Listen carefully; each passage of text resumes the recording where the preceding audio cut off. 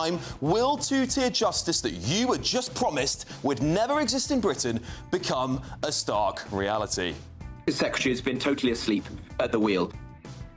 Yes, the Shadow Justice Secretary, Robert Jenrick, has launched a blistering campaign against the government as he claims Shabana Mahmood has been humiliated. And the Vice President of the United States of America has slammed Europe as freeloaders. This comes off the back of the leaked messages between senior White House officials as they discussed secret bombing strikes in Yemen. We'll be getting to the bottom of that story with Major Mike Shearer. George Orwell, though, he didn't think his 1984 novel would be turned into a playbook, did he? But that's seemingly what's happened as two parents are arrested by a troop of police, all because they criticised their children's school recruitment process. Bonkers. And Labour considers using terror laws to nationalise Britain's last steel blast furnaces after its Chinese owner threatened to shut it down. Are we learning the lessons of globalisation a little bit too late? And joining me tonight on the panel is former Met Police Detective Peter Bleksley, former Labour advisor Paul Richards, and journalist and communications advisor Linda Jubilee.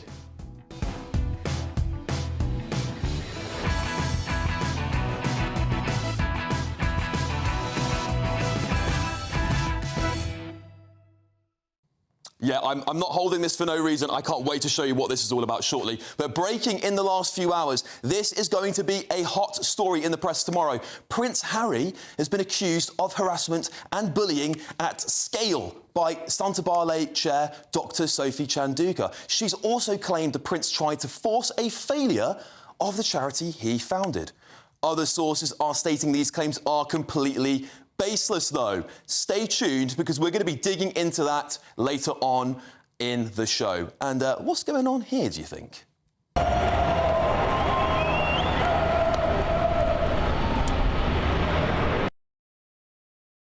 Yes, a huge 2 hours coming up. But first, let's get your news.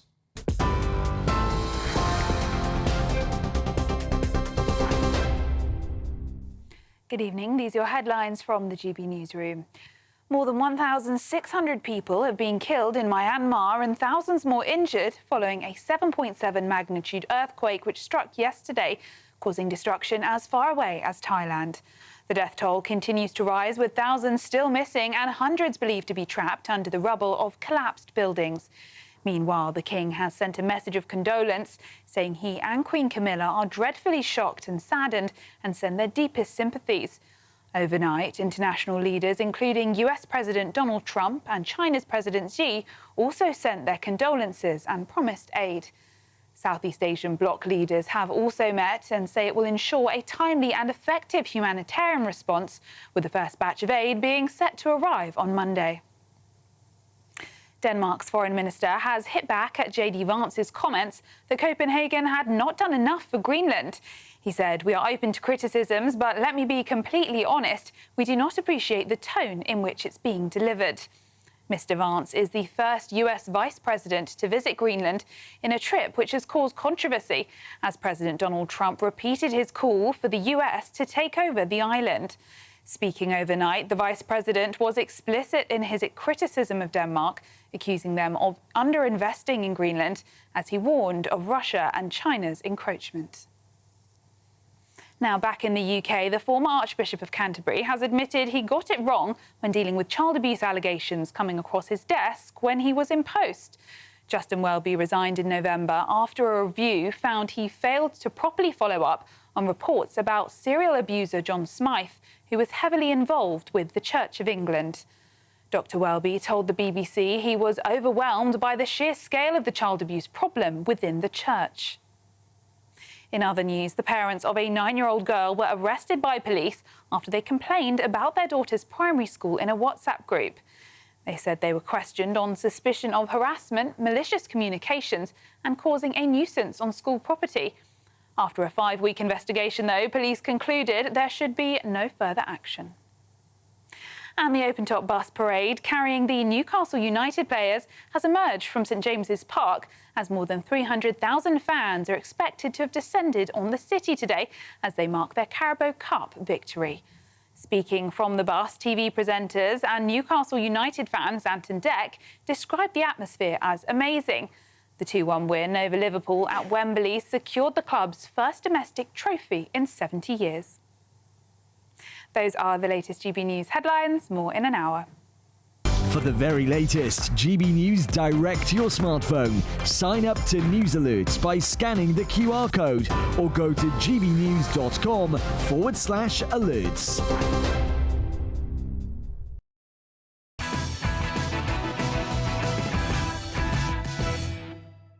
Welcome to Ben Leo Tonight with me, Alex Armstrong.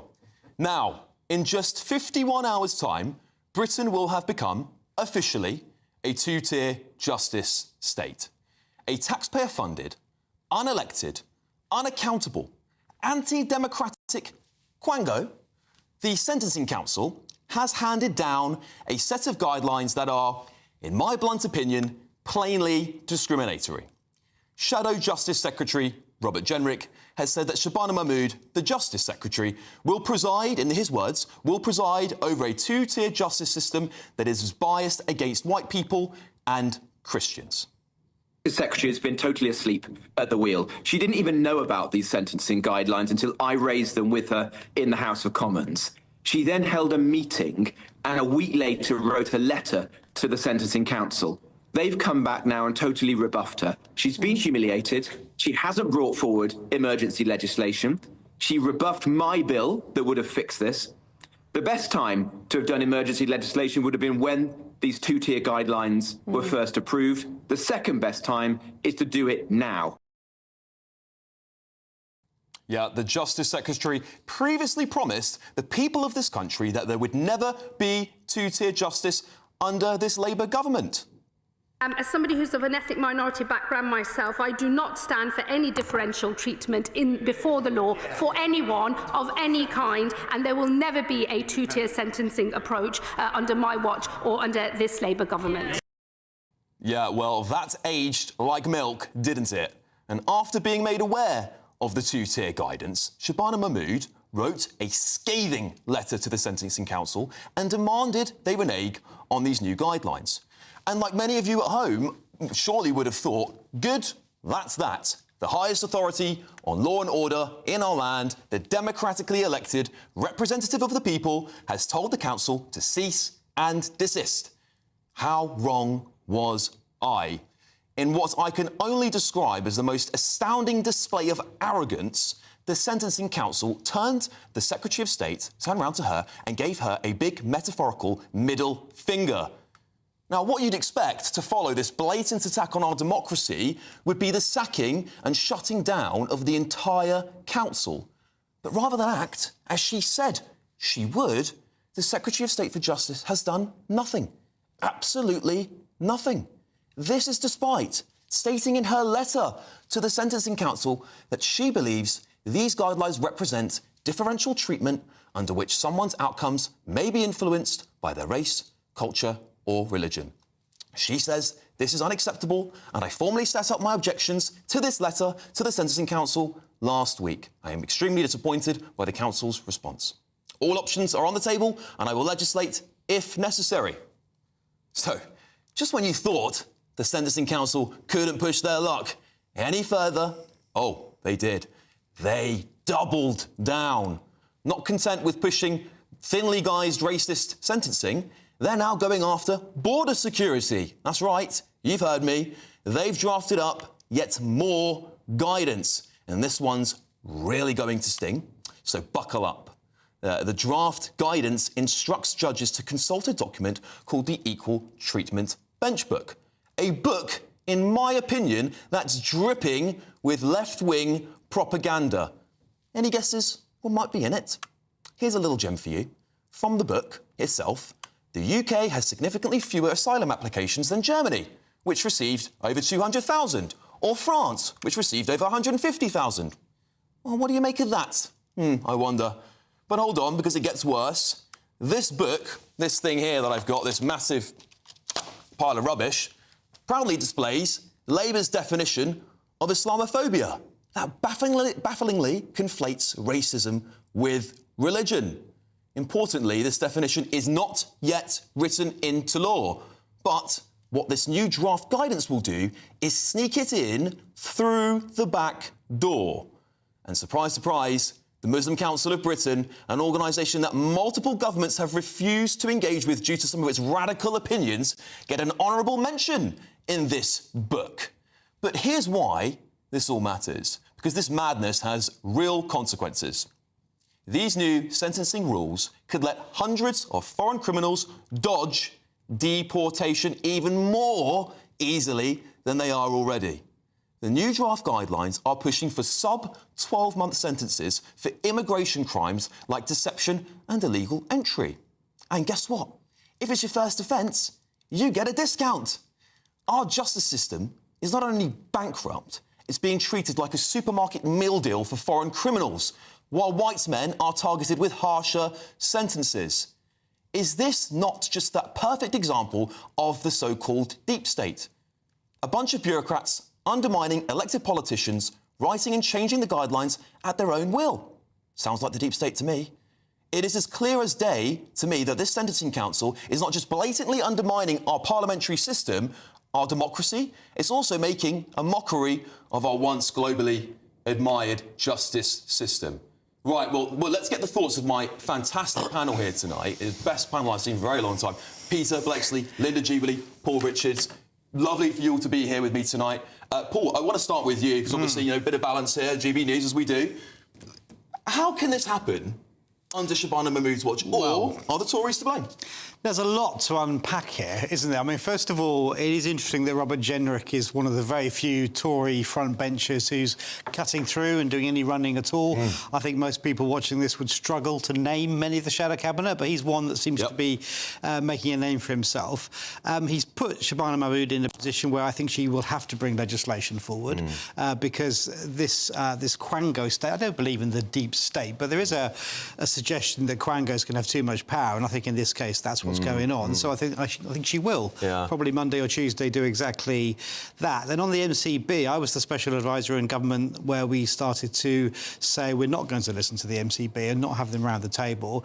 And I haven't changed my position in those last 20-odd years. They should not be influencing government policy. Yeah, Peter, shocking that this equal treatment bench book is being used essentially to sneak these things through the back door, referencing those sorts of organisations like the Muslim Council for Britain, which, you know, even the Tories wouldn't touch them with a barge pole because of some of their radical views. What does that say about this bureaucracy underlying the British justice system?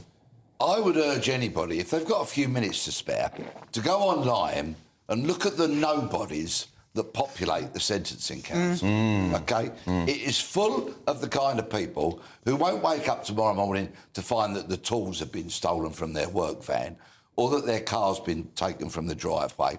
They're not the kind of people who are plagued by crime like so many of us today in Britain, of course, including shopkeepers and any woman who has the misfortune to travel on public transport. They're not those kind of people. They are detached from reality.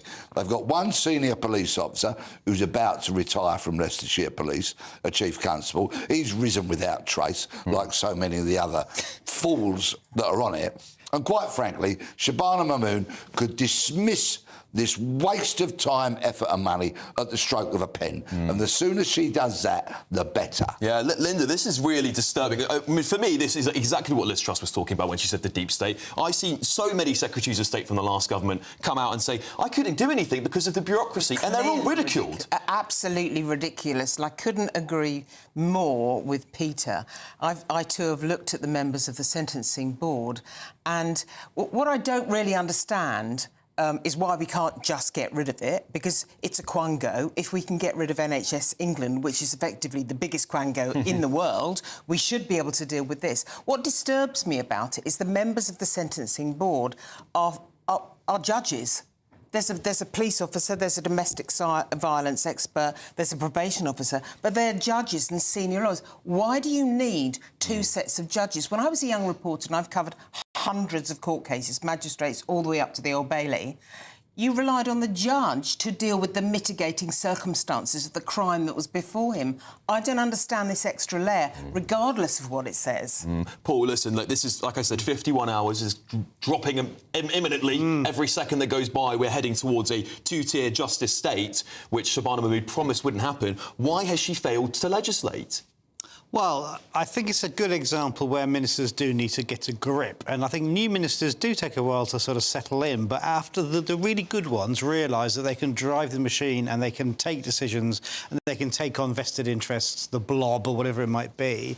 And I think Shabana Mahmood is in that mould. I think she's somebody who will now take a strong view on this because, she sold the House very clearly. You heard the clip there.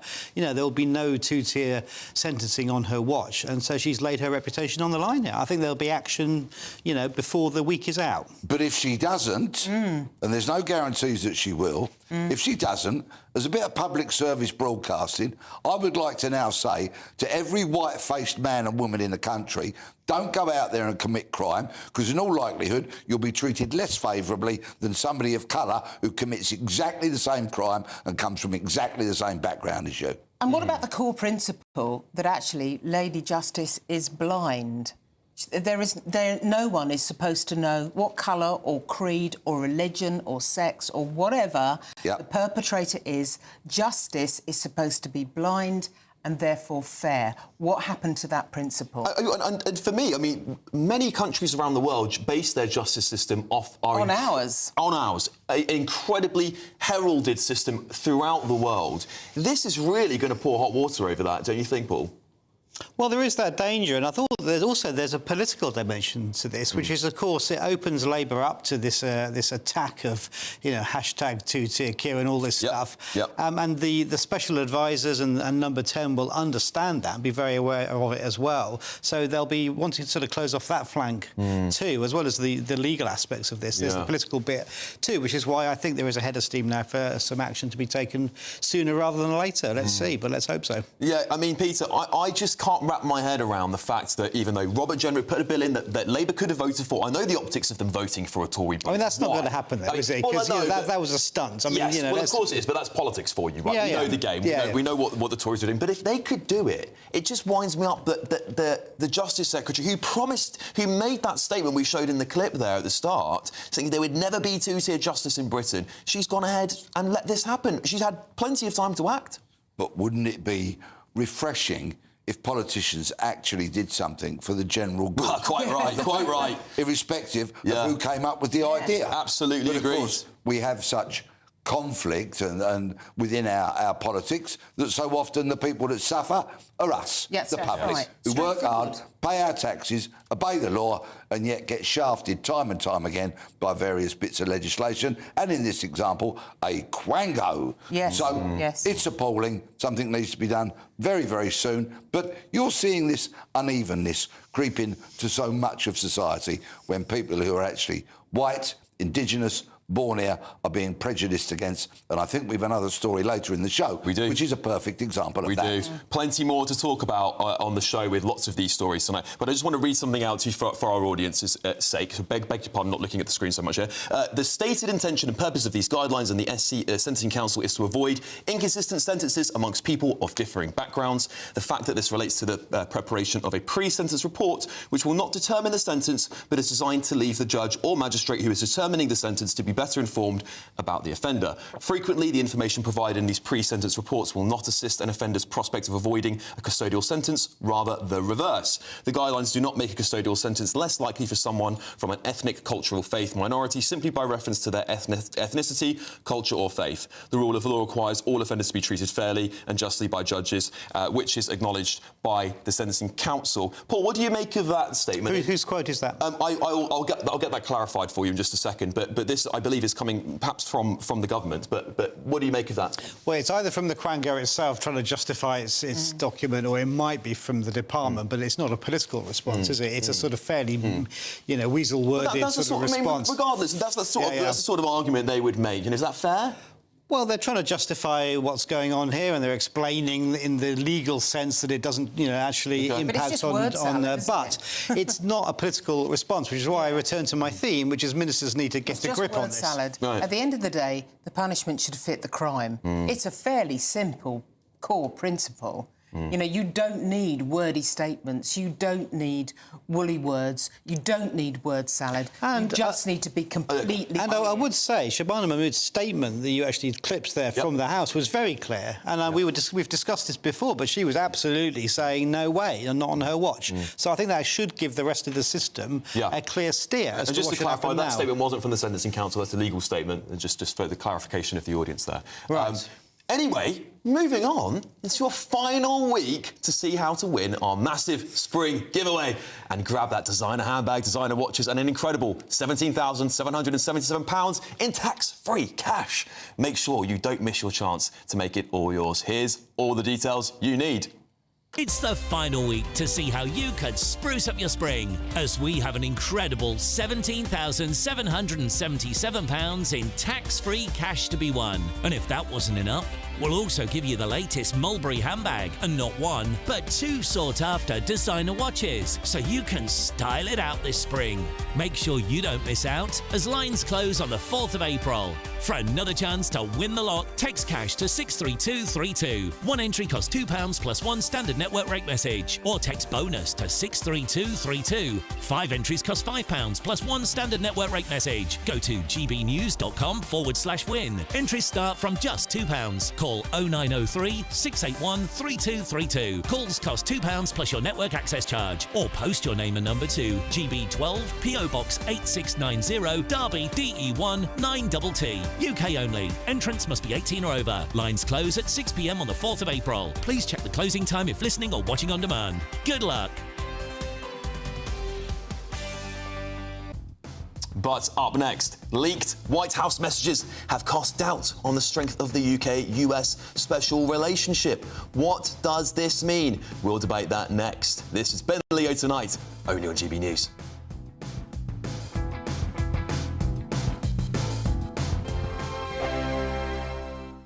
Headliners on GB News 11 p.m. every night. It's got 3 top comedians going through the next day's newspapers so you don't have to read them, which is great. That's a good point. He's lying. I mean, maybe he's not lying. That's Headliners every night from 11 p.m. and 5 a.m. as well on GB News, Britain's news channel. Hi, I'm Michelle Dewberry, and my show is your opportunity to cut through all the noise and dive in headfirst to some robust debates. Ideas clash. Situation, isn't it? No, because the failure is you're deliberately avoiding my point. Nothing's held back. And if you think this is the end of it, wait for more. And we do not shy away from the difficult stuff. Sometimes I want to shake people and say, if only you understood. So join me on Jubes & Co. weeknights at 6 p.m. only on GB News, Britain's news channel. Join me, Nana Akwe, for an informative, interactive news programme with a difference. It's fun. No, he didn't say that, Dave.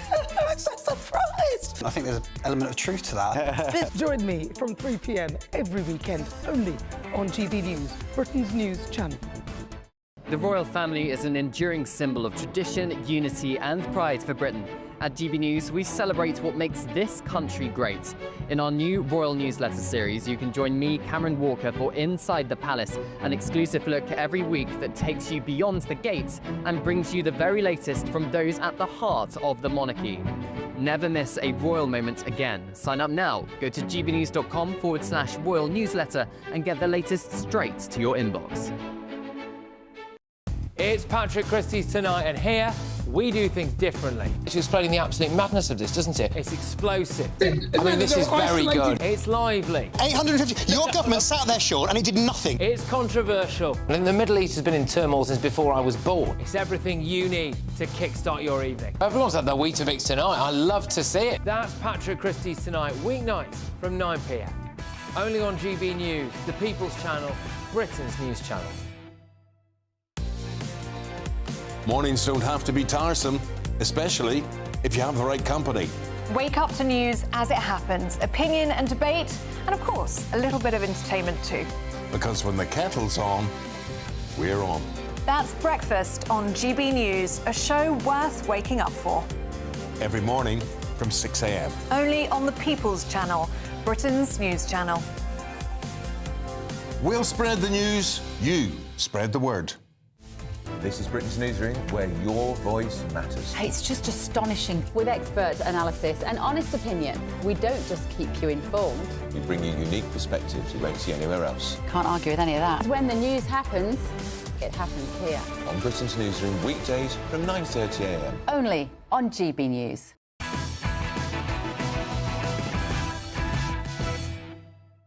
This is Ben Leo Tonight with me, Alex Armstrong. Now, leaked White House messages have cast doubt on the strength of the UK-US special relationship. The Vice President J.D. Vance, Defence Secretary Pete Hegseth and other senior officials described Europe, and of course by extension Britain, as an overly reliant on American military support, with one message calling it pathetic.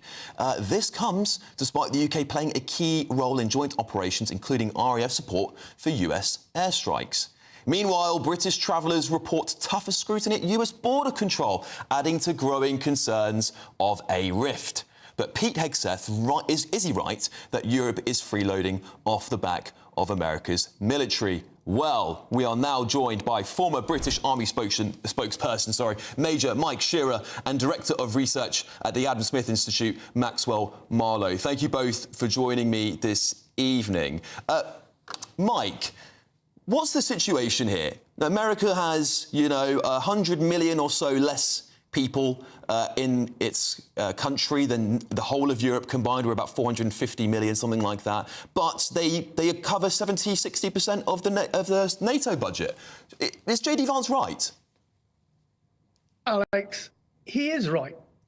And, you and I have spoken about this personally in the past.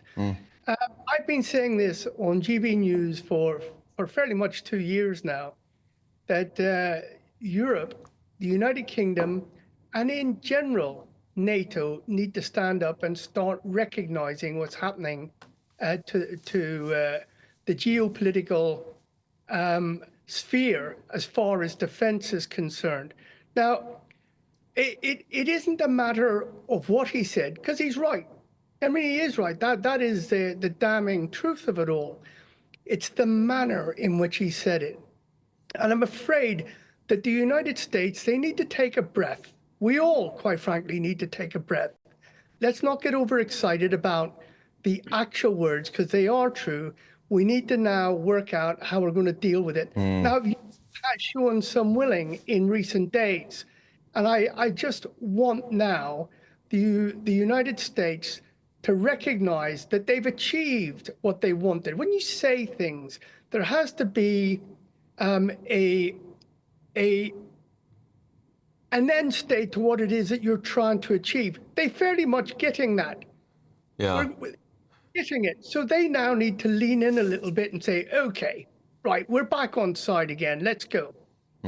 Yeah, Maxwell, would you agree that we are freeloading off of America's military, and that's causing this embarrassment of not just the UK, of course, but the entire continent of Europe? Would you agree with those statements?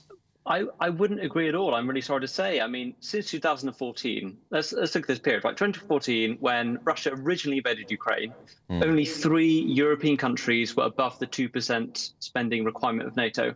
Now it's 23 countries, right? We also provide and part fund numerous bases for the United States throughout Europe.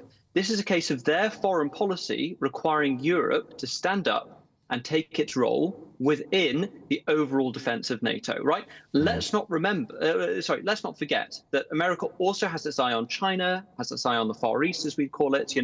They want to devote significant resources that way. I don't think J.D. Vance is wrong in wanting to recommit resources, of course, but I would disagree that we are freeloading. Let's remember, I mean, we and also the French have an independent nuclear deterrent, which is completely separate to the American umbrella.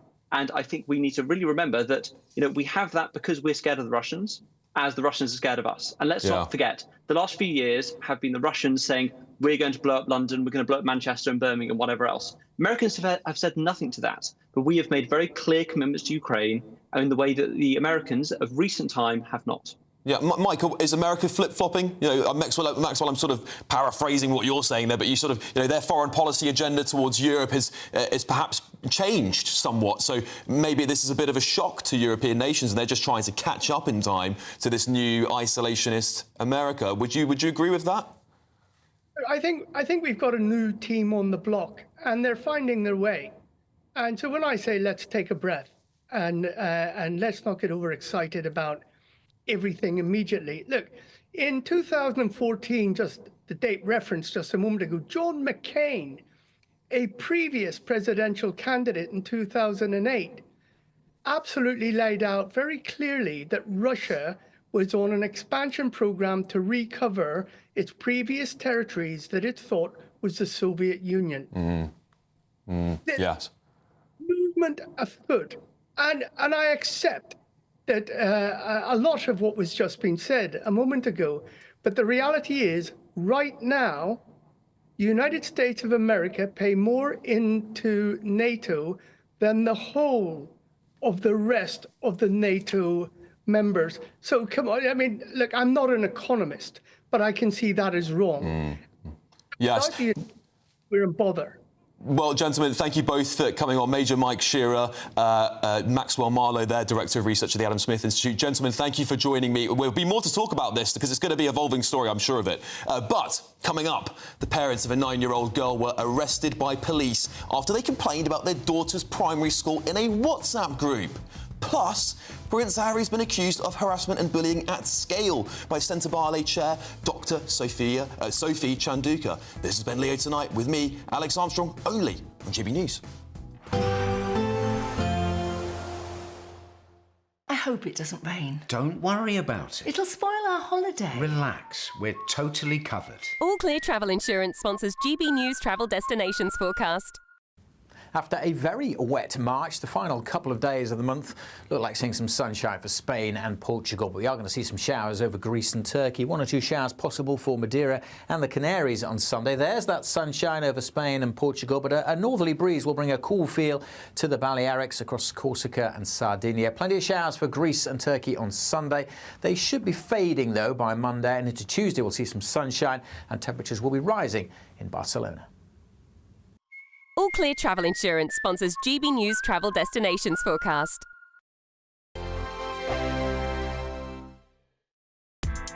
Join me, Nana Akwe, for an informative, interactive news programme with a difference. It's fun. No, he didn't say that, Dave. I'm so surprised. I think there's an element of truth to that. Join me from 3 p.m. every weekend, only on GB News, Britain's news channel. This is GB News, Britain's news channel. What's the inspiration? How does it feel?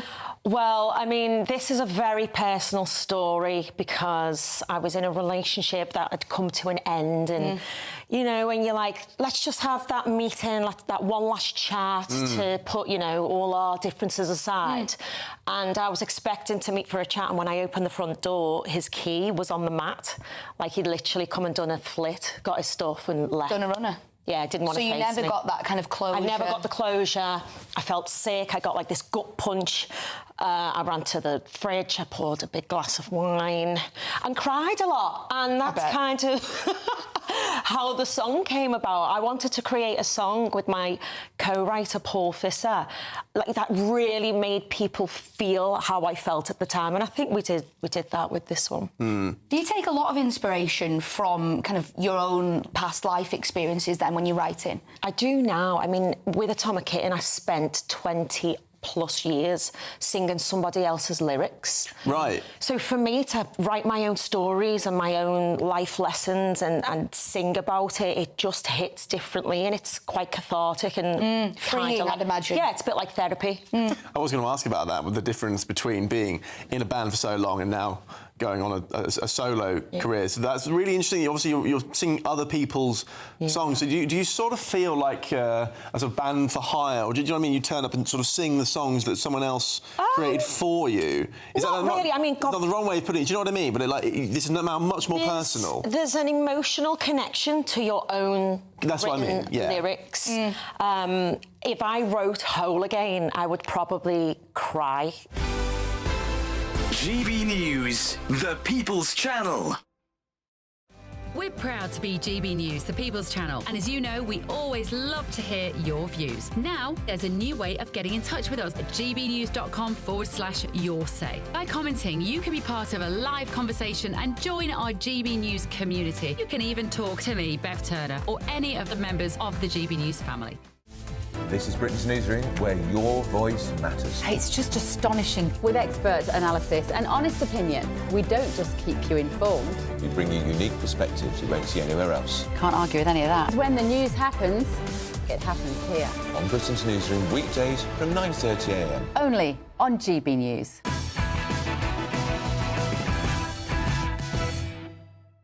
Welcome back to Ben Leo Tonight. Breaking in the last few hours. This is going to be a massive story in the press tomorrow. Prince Harry has been accused of harassment and bullying at scale by Centre Barley Chair Dr. Sophie Chanduka. She has also claimed the Prince tried to force a failure of the charity that he founded. Other sources are stating these claims are completely baseless, while another trustee says he doesn't recognise the behaviour. But let's take a listen to Dr. Sophie's interview with Sky News. At some point on Tuesday, Prince Harry authorised the release of a damaging piece of news to the outside world without informing me, or my country directors, or my executive director. And can you imagine what that attack has done for me, on me, and the 540 individuals in the Centre Barley organisations and their family? That is an example of harassment and bullying at scale. Yeah, this is going to really blow up, isn't it? Joining us now is royal commentator Richard Fitzwilliams. Richard, what on earth is going on? This story just seems to keep on spiralling. What can you tell us?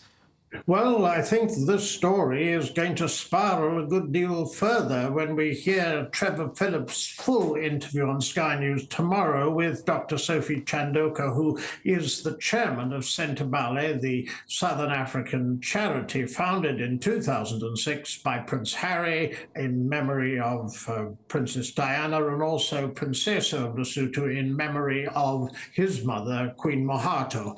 Earlier in the week, there was a bust-up between the co-founders, both princes, and the Board of Trustees and Dr. Chanduka. And there is no question that this is getting extremely bitter. What is significant from the clip you've shown is that this is very personal. Dr. Chanduka has personally attacked Prince Harry for bullying and harassment, and also for releasing this news when it occurred earlier this week, using this, what she calls the Sussex's public relations machine. Earlier in the week, there was a clear division between the way the trustees and co-founders wanted the charity to go and Dr. Chanduka. But there's no question that this is dynamite, I'd say, and it appears so far that neither the Duke or Duchess of Sussex have commented. And those of us who remember their destructive attacks on the royal family will find echoes in some of this, because earlier in the week, Dr. Chanduka attacked the sexism, racism, and also the weak management and governance of the charity as well. This is quite a shocking story, really. I don't think anyone saw this coming, but the Telegraph have also got a piece here saying that Chanduka claims the Prince used the organisation as an extension of the Sussex PR machine. How likely do you think that is, that the Sussexes have decided to try and use the charity as their own PR machine? Well, this is what we will presumably be discovering as more of the facts come to light. The trustees wanted to get rid of Dr. Chanduka. She refused to go and has taken the matter to the High Court, and there it has rested. The charity, apparently, according to the Telegraph, hasn't the money to pursue what would undoubtedly have been a pretty sensational case. Also, the Charity Commission will be looking into Centre Barley. And if you remember the noble ideals with this fine charity to help HIV orphans in Lesotho and Botswana, the fact it's come to this is absolutely terrible, and it raises very important questions for Prince Harry. Thank you so much for joining us, Richard Fitzwilliams, their royal commentator. Big story. We're going to hear a lot more about this, I'm sure. Representatives of Prince Harry later strongly have denied, by the way, he had sought to engineer the collapse of the charity in order to rescue it. A little bit of extra content for everyone to take on board there. Moving on, the parents of a 9-year-old girl were arrested by police after they complained about their daughter's primary school in a WhatsApp group. They said they were questioned on suspicion of harassment, malicious communications and causing a nuisance on school property. And after a 5-week investigation, police concluded that there would be no further action. And just this evening, The Times revealed a county councillor was warned by police that she could be investigated if she continued to help the parents. Well, joining me to get thoughts on this, my fantastic panel, Peter Blexley, Linda Jubilee and Paul Richards. Peter, we have to start with you on this one. What on earth is going on in our policing in this country? This story perfectly sums up the pathetic state of policing. The senior officers that prowl the corridors of policing power and, of course, their underlings, so many of which were shown in a report by the Police Inspectorate this week to be poorly trained, insufficient supervisors, don't know how to investigate crime. Proven this week by their own inspectorate. Very, very simple set of circumstances here, OK? So let's just imagine this is the police station. I'll promote myself to, shall I be sergeant or inspector? You choose. Sergeant. Sergeant. I'm sergeant, OK? So the allegation comes in. Here it is. Right, let's have a look at this. What's this allegation? That some parents have committed a crime because they've been writing too many emails to a school and they've been discussing things on a WhatsApp group. Yeah, how dare they? No evidence of crime here. Thank you very much. Moving on. Right, what's next? Yeah. That's exactly what should have happened. But no, some clown said to the officers, off you go and pay them a visit. What I find so shocking about this is I saw more police in that picture exactly. than I see on the streets. 6 police They officers. hunt as packs now. You see, back in the day, the public used to really appreciate the fact that on night duty in particular, we'd put on our coats and we'd go out and patrol alone, rattling shop doors to make sure the shopkeepers had locked them up for the night, patrolling the streets, looking for burglars, car thieves, all that. The public used to see you walking on your own and they go, do you know what? Fair play to that copper. I wouldn't do that. And But that's Peter, why we had an element of respect. Why do you think there were 6 police officers there? Because they hunt in packs, because they're scared of their own shadows these days. And they come out with nonsense excuses. We sent that many officers because there were concerns over the children. You shouldn't even be going there, you numpties. But also, there's a big problem with parents' groups and these WhatsApp parents' groups at schools. It's a massive problem. Well, you know, look, I'm all in favour of people having a little bit of a rant every now and then. And I think people, when they're on things like WhatsApp, feel like it's a private conversation. Yeah, but it's not. Well, that's true, but I think that's an education issue. Paul, I just want to bring you into this because, of course, you know, we have, over the last 18 months, non-crime hate incidents. We're seeing knife crime soaring. I mean, car thefts unsolved. 78.5% of car thefts are unsolved. What on earth are the police doing in this country? What's the Home Secretary going to do about this? I tell you, the root cause of a lot of that crime wave is exactly as Peter says, taking the police off the streets, massively reducing the numbers of cops over the last 15 years, and reducing certainly the old neighbourhood policing. Well, they did denude our police force of many of them, of course, and then the ones they got rid of were the experienced coppers. So even as the new ones have been recruited in to replace them, they are wet behind the ears and don't have the same community sense of feel. And trained at universities where they get indoctrinated with nonsense claptrap ideology. So the answer is more neighbourhood policing. That's certainly the platform I stood on when I stood to be Police and Crime Commissioner in Sussex. You know, and not doing this, exactly. Being out and about in the community. There's no way. Reassuring the public and deterring crime. That's what they should be doing. Well, it is concerning, Linda, isn't it? They're patrolling WhatsApp groups, essentially. I mean, I know someone's probably sent them screenshots of it, but this is ridiculous. No, that will definitely have happened. And the problem is here that once you get a WhatsApp group that's quite large, and we've seen this with what's gone on with the in America this week with the Signal group. Once you've got a fairly large group, someone will break ranks. Yep, absolutely. And it's no good saying it's end-to-end encrypted, therefore it's safe. Signal's even safer than WhatsApp, supposedly in a technical sense. they're all human beings. Yeah. I don't care about breaking ranks. No one's broken the law in this situation. Neither the parents that got visited and arrested and put in the cell for hours upon hours for doing Peter, it all nothing started illegal. because someone phoned the police. Oh, yeah, because somebody's feelings were a bit hurt. I don't want Oh, either do way. me a favour. It's just a waste of police time. Well, listen, I think it's a massive waste of police resources that we're already really underserved in this country. But this story, again, is another one that I think is going to barrel quite a lot, and we're going to see more stuff like this until someone gets a grip. But we've got a right of reply here from Hertfordshire Police. A spokesman has said the arrests were necessary to fully investigate the allegations, as is the routine in these types of matters. Following further investigations, officers deemed that no further action should be taken due to insufficient evidence. It shouldn't be routine, should it? That's what's bad about that. That suggests that's going to be happening all over the place. Well, quite right. Not a one-off. It more than likely is. Anyway, oh my God. Maxie Allen and Rosalind Levine will be joining Josh Howie on Free Speech Nation tomorrow, so you're not going to want to miss that one. But coming up next, the UK government is considering using terror laws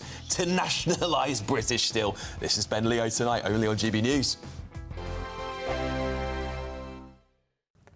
Hello there, welcome to your latest GB News weather forecast from the Met Office. It generally starts to become drier across the whole of the UK over the next 24 hours as high pressure starts to build in from the Atlantic. Low pressure has been in charge today, particularly across the north and the west with outbreaks of rain and strong winds. But this ridge of high pressure starts to build in. Still going to be pretty windy across the north and the west through Sunday, but it does turn drier.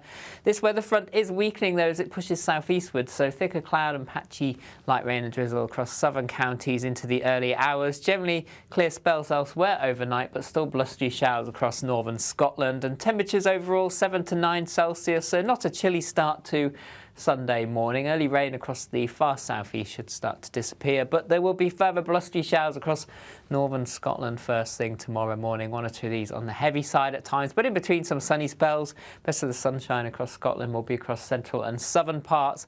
Also Northern Ireland, a bright start here, plenty of sunny spells. Similar for northern England as well, though cloud amounts vary. There will be plenty of sunny spells across the rest of England and Wales, and temperatures around 10 or 11 Celsius to start the morning, but still pretty breezy, particularly across northern and eastern parts of England and Scotland. It remains this way through the day, so we could see some large waves down the east coast at times through Sunday afternoon as the winds remain brisk here, but elsewhere plenty of sunshine, winds falling much lighter and feeling fairly pleasant out there. Temperatures reaching around 15 or 16 Celsius, just chilly along some eastern coasts where we've got that breeze continuing.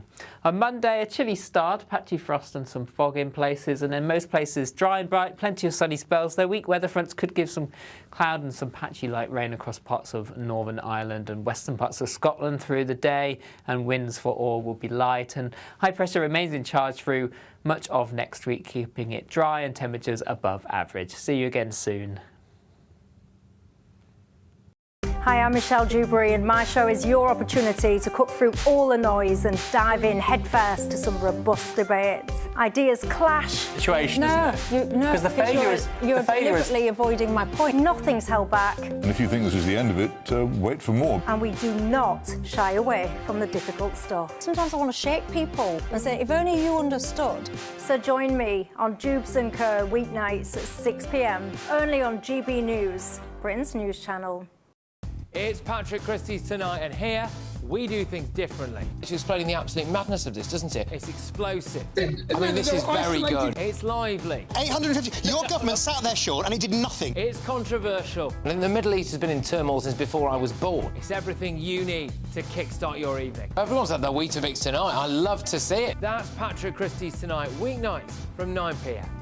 Only on GB News, the People's Channel, Britain's news channel.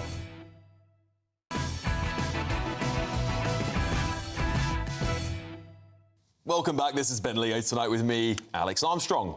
Now, the UK government is considering using terror laws to nationalise British Steel and stop its Chinese owner from shutting down the country's last blast furnaces. The Civil Service Contingencies Act, the CCA often derived as, designed for national emergencies, could give ministers the power to seize control and protect 2,700 jobs in Scunthorpe. With British Steel hemorrhaging 700 grand a day and the UK facing a future without its own steel production, the government is under pressure to act fast. But nationalising the company could cost taxpayers very, very dearly and trigger a legal fight with the owners. Well, joining me now to discuss this is the Managing Director of Ride Steel, Simon Boyd. Simon, thank you so much for joining us. This is a national catastrophe, isn't it? How are we just acting too little too late to save our steel industry? Well, we've really got to act now. It is something the clock is ticking on. We have to renationalise British Steel. You say it's going to be costly to the taxpayer. Yes, it will be, but not nearly as costly as it would be if we lose steel manufacturing in the UK. And there's a really important point to make here. There's two types of furnaces. There's the blast furnace that makes virgin steel, and there's electric arc furnaces that make the steel from scrap. But if you look at global demand, there's only enough scrap on the planet to provide about a third of global demand. And virgin steel provides all the grades of steel, the finest steel that you can get in the world, actually. And that's used in defence, it's used in aviation and lots of other specialised industries. But, you know, the whole steel sector, it supports 75,000 jobs. It brings over 4 billion into the UK economy. And if we let this go, it will be unrecoverable. The minute these blast furnaces shut, they become useless and will be importing steel from day one. And it's this time June this year. Well, we're learning the hard way, aren't we, in Britain? We've sold out so much of our national infrastructure to private companies, now realistically owned by foreigners. I mean, our energy is pretty much owned by the French, our steel industry by the Chinese, the Indians. You know, this is a pretty shocking having to do this sort of U-turn so late in the day. And of course, we're talking about defence earlier on. You know, we basically sold out our defence to America. I mean, what has happened to Britain? Are we learning that globalisation finally has been a tremendous disaster for Britain? Well, it has. We've seen manufacturing jobs being exported out of the country for the last 40 years. And, you know, this is time to stand up. When British Steel came up for sale, I wrote to the government of the day saying this is a big mistake. You've got to get it back into UK ownership. This is our national manufacturing base. This affects so many different businesses. We wouldn't have hospitals, we wouldn't have bridges, we wouldn't have your buildings in London, we wouldn't have studios, we'd have nothing without steel. And it's worth remembering that the Industrial Revolution started in this country with coal and steel, and we were the leaders in the world.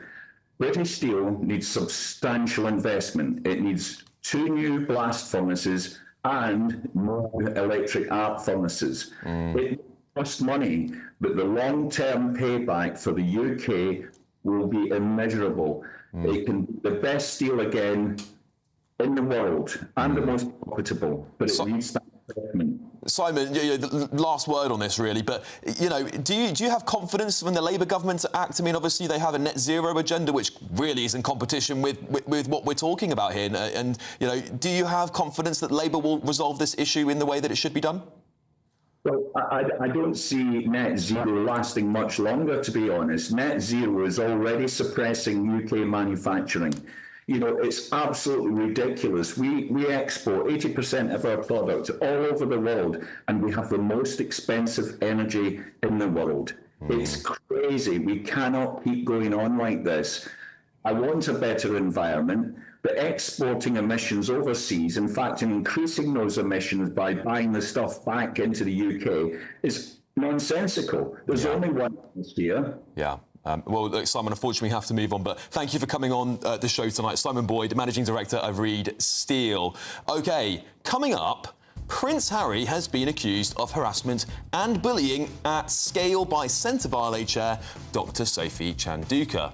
That is going to be a tremendous story, and I believe it's probably going to be in some of tomorrow's front pages. That's going to be coming up very, very shortly at 10 o'clock, so please don't go anywhere. And of course, my fantastic panel will be joining me as well. We'll have more to talk about with those front pages landing imminently, only here on GB News with me, Alex Armstrong, on Ben and Leo tonight. We will see you very, very soon.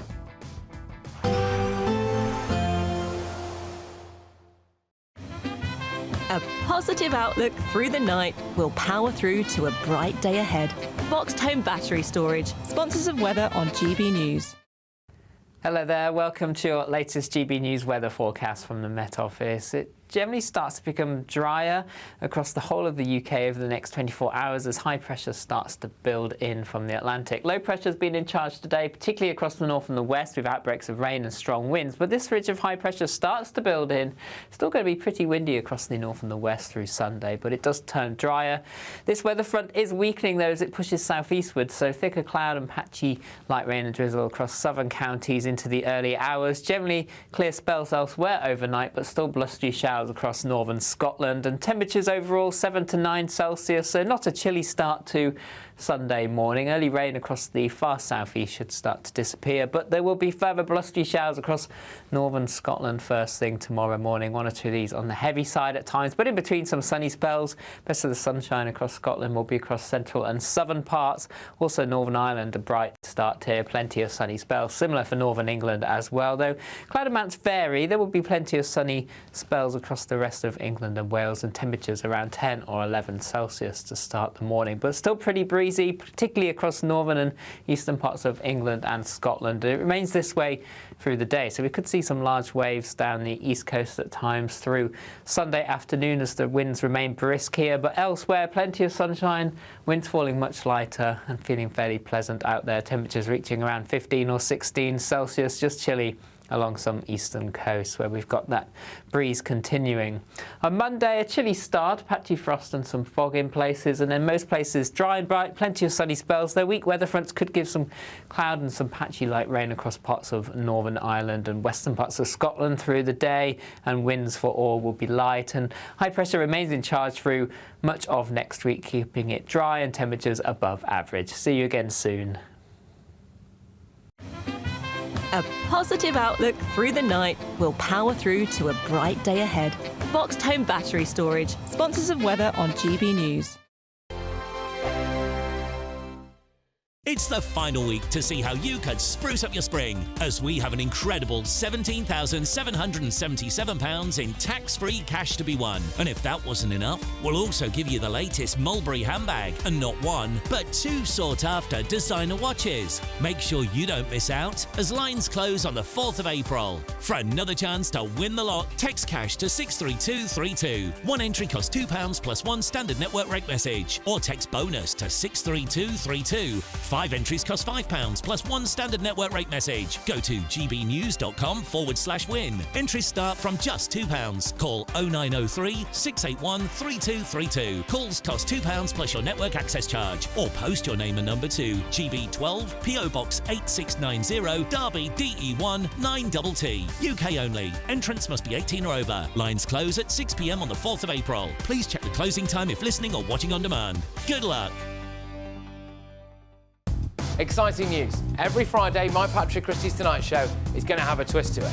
We're welcoming some special guests. You. That's right, on Fridays I'm going to be doing my show in front of a live studio audience, because this show is about you and what you have to say. It's going to be the same big debates, same big topics, same big opinions. But every Friday night at 9 p.m, you are invited to come on down to Patrick Christie's Tonight to be a part of the action. Only on GB News, the People's Channel, Britain's news channel. In the GB Newsroom, we bring you the news as it happens. With our team of dedicated journalists across the UK, we're ready to keep you up to date with what's happening every half an hour, every single day. Bulletins here on GB News, the People's Channel, Britain's news channel. Westminster, the ultimate clique. And you're fighting like rats in a sack. But here on the Camilla Tominey Show, we ask the questions the establishment media is too scared to ask. OK, let me ask you a straight question, because I know you're a straight-talking politician. Whether it's net zero, illegal immigration or law and order, nothing is off limits. You had the power then. Yeah, as I and say, now you've lost it. That's the Camilla Tominey Show, a politics show that's fearless. But no, let me finish my question if you don't mind, because it is my show. Sundays at 9:30, only on GB News, the People's Channel, Britain's news channel.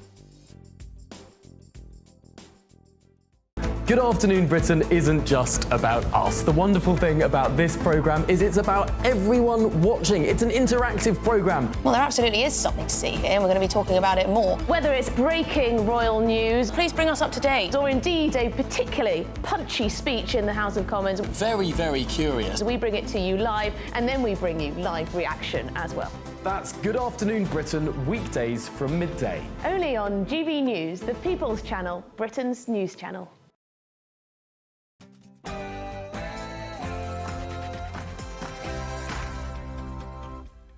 Good evening, I'm Alex Armstrong, standing in for Ben Leo.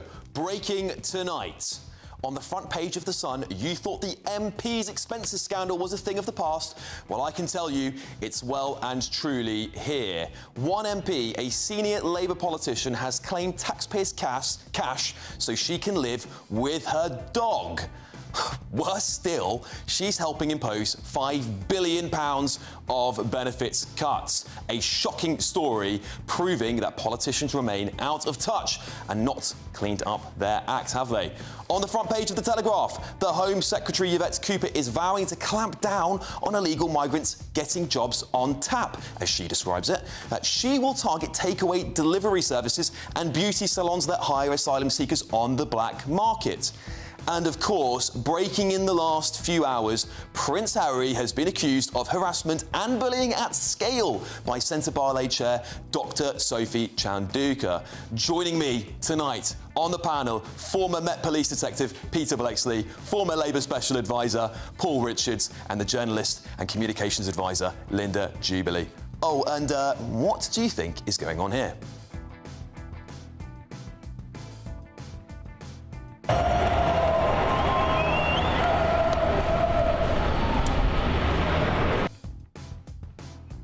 And still to come, loads more tonight. But first, it is your news.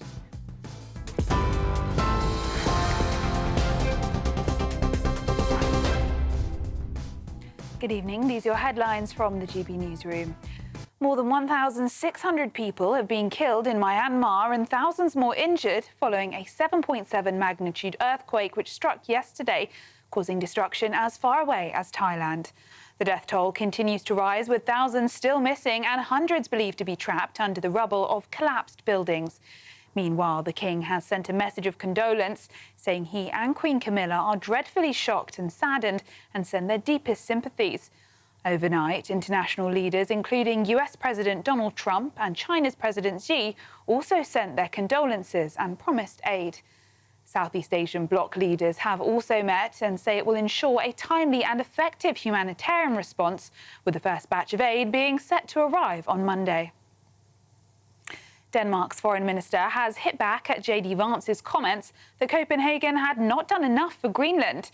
He said, "We are open to criticisms, but let me be completely honest, we do not appreciate the tone in which it's being delivered."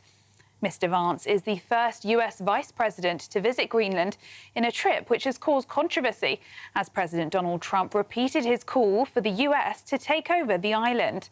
Speaking overnight, the vice president was explicit in his criticism of Denmark, accusing them of underinvesting in Greenland, as he warned of Russia and China's encroachment. Now, back in the UK, the former Archbishop of Canterbury has admitted he got it wrong when dealing with child abuse allegations coming across his desk when he was in post. Justin Welby resigned in November after a review found he failed to properly follow up on reports about serial abuser John Smythe, who was heavily involved with the Church of England. Dr. Welby told the BBC he was overwhelmed by the sheer scale of the child abuse problem within the church. In other news, the parents of a 9-year-old girl were arrested by police after they complained about their daughter's primary school in a WhatsApp group. They said they were questioned on suspicion of harassment, malicious communications and causing a nuisance on school property. After a 5-week investigation, though, police concluded there should be no further action. And the open-top bus parade carrying the Newcastle United players has emerged from St James's Park as more than 300,000 fans are expected to have descended on the city today as they mark their Carabao Cup victory. Speaking from the bus, TV presenters and Newcastle United fan Anton Deck described the atmosphere as amazing. The 2-1 win over Liverpool at Wembley secured the club's first domestic trophy in 70 years. Those are the latest GB News headlines. More in an hour. For the very latest GB News direct to your smartphone, sign up to News Alerts by scanning the QR code or go to gbnews.com/alerts.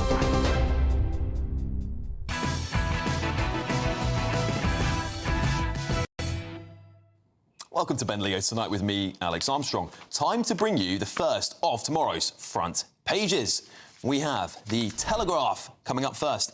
Of course, as we predicted, leading with that Prince Harry story. Harry is a bully, says charity chief. Of course, that's the Centre Barley chairman, Dr. Sophie Chanduka. She says that the Duke of Sussex has been using the press for harassment at scale. Interesting. There's also stories on here. BBC repeatedly refused anti-Semitism training. We might come back to that one in just a moment. Now onto the Observer. Starmer urged to get tough with Trump as US tariff threat looms. Yeah, of course, this deadline is coming rapidly approaching. We're going to have these 25% tariffs, of course, on our steel industry, which we just talked about, might even be completely shutting anyway. That's a big story. And, of course, their front leading photo there is of that horrendous Myanmar earthquake. So many thousands, 1,600 dead. Very, very sad stuff.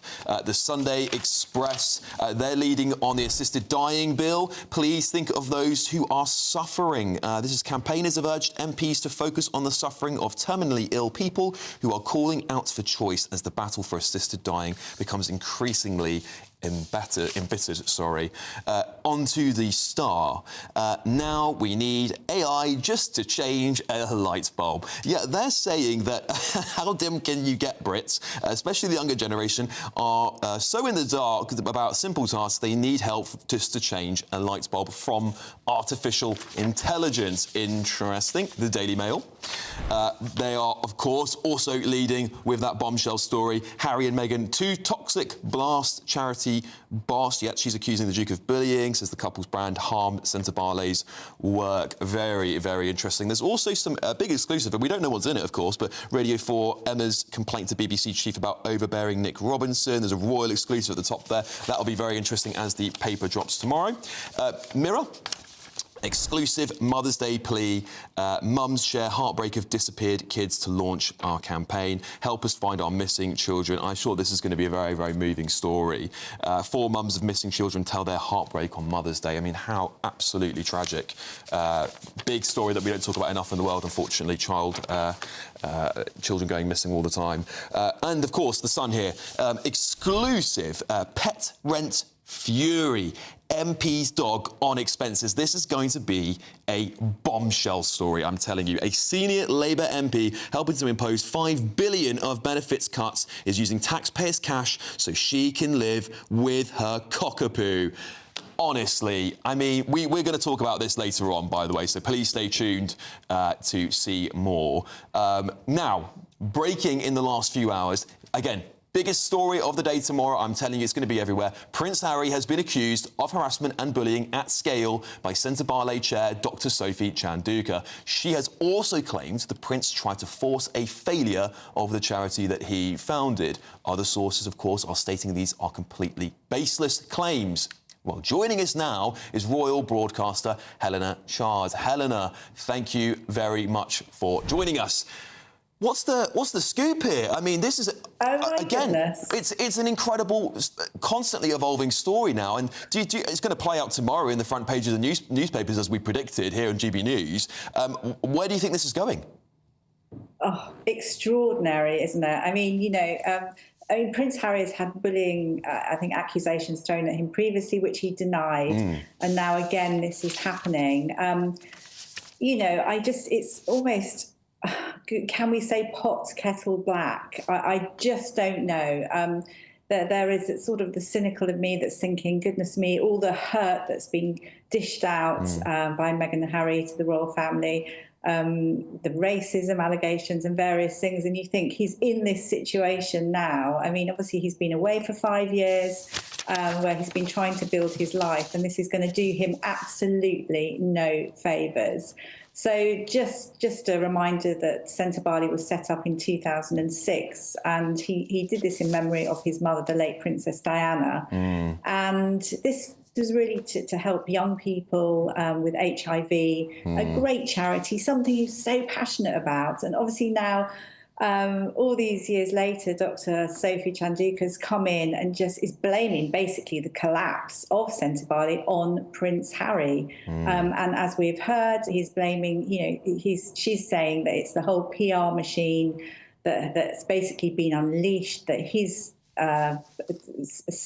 basically started without informing her, and it's a complete collapse. It's not just her it's affecting, it's the whole, I think it's over 500 people, going on 600 people. I mean, it's really sad. I don't know what to think. It's going to unravel. This is going to keep going, isn't it? But again, it's just one of these stories. It's just, you know, we just can't believe it. But just to remember as well. Well, I was going to ask you very, very, very quickly, and was going to ask you, what kind of damage? I mean, listen, there has been negative press after negative press about Meghan and Harry over the last 18, 24 months. Of course, that Netflix show just came out. It got pretty trashed in the media in some places. How damaging is this going to be for their brand? Even if the story turns out to be he said, she said, and we don't get to the bottom of it, how damaging is this for their brand? I think huge. I mean, we're all fed up hearing about all this negativity and all the bullying and racism. There's so much that's going on all the time. And it's this woe is me too. But this is like huge. This is a huge breakdown within this charity. And of course, it's now at the centre of the UK Charity Commission investigation. I mean, goodness, it couldn't be any bigger. And of course, if you think about Harry and Meghan and how they've tried to style themselves over the last 5 years, and it's very woke and everything. I mean, this just it's tumbling down around them.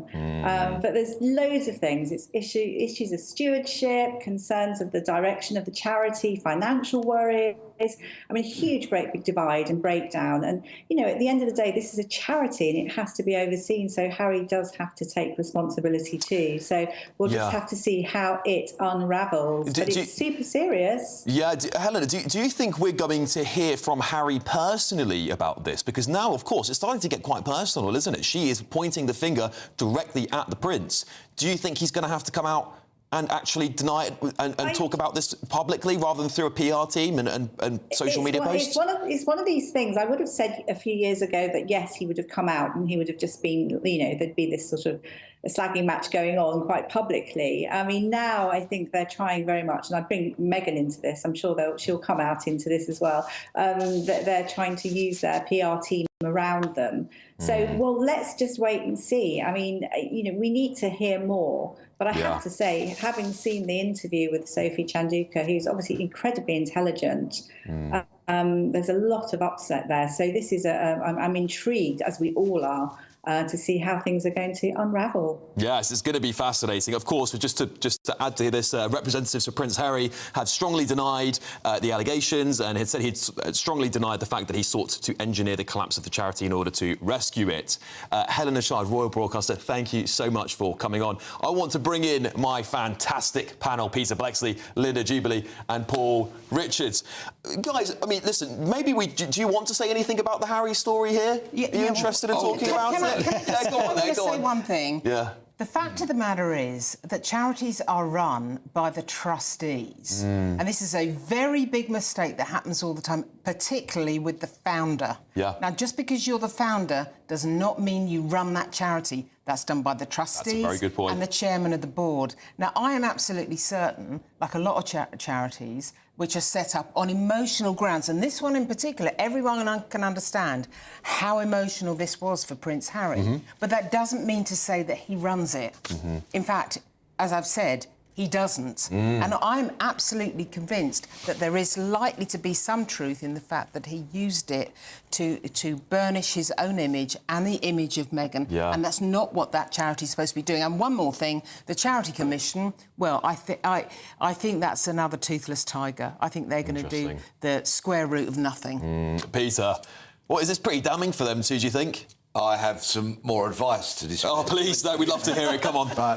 The clocks go forward tonight. Yeah. So we're all going to lose an hour's sleep. Right. Regain that hour's sleep by having a doze when this woman's interview with Trevor Phillips is on Sky News. There we go. You heard it first. Sleep. You heard it there first. Okay, come on. Why do you say that, Peter? Because it's a snore-off of a story. I couldn't care less about him. I couldn't care less about her. And I certainly don't want to watch Trevor Phillips. No, but I think where charities are concerned, it's absolutely important that they are run properly. That's a big underlying story here. They all need to be... They're accepting people's donations. Don't forget, they're not selling a service. They're taking people's money. They need to make sure it's run properly. All right, well, I want to move on to a different story because there's going to be so much talk about Harry and Meghan and this charity over the next 24 hours. This one is taking my fancy. The Sunday Telegraph. I'll end jobs on tap for illegal migrants, vows Cooper. Paul, you know...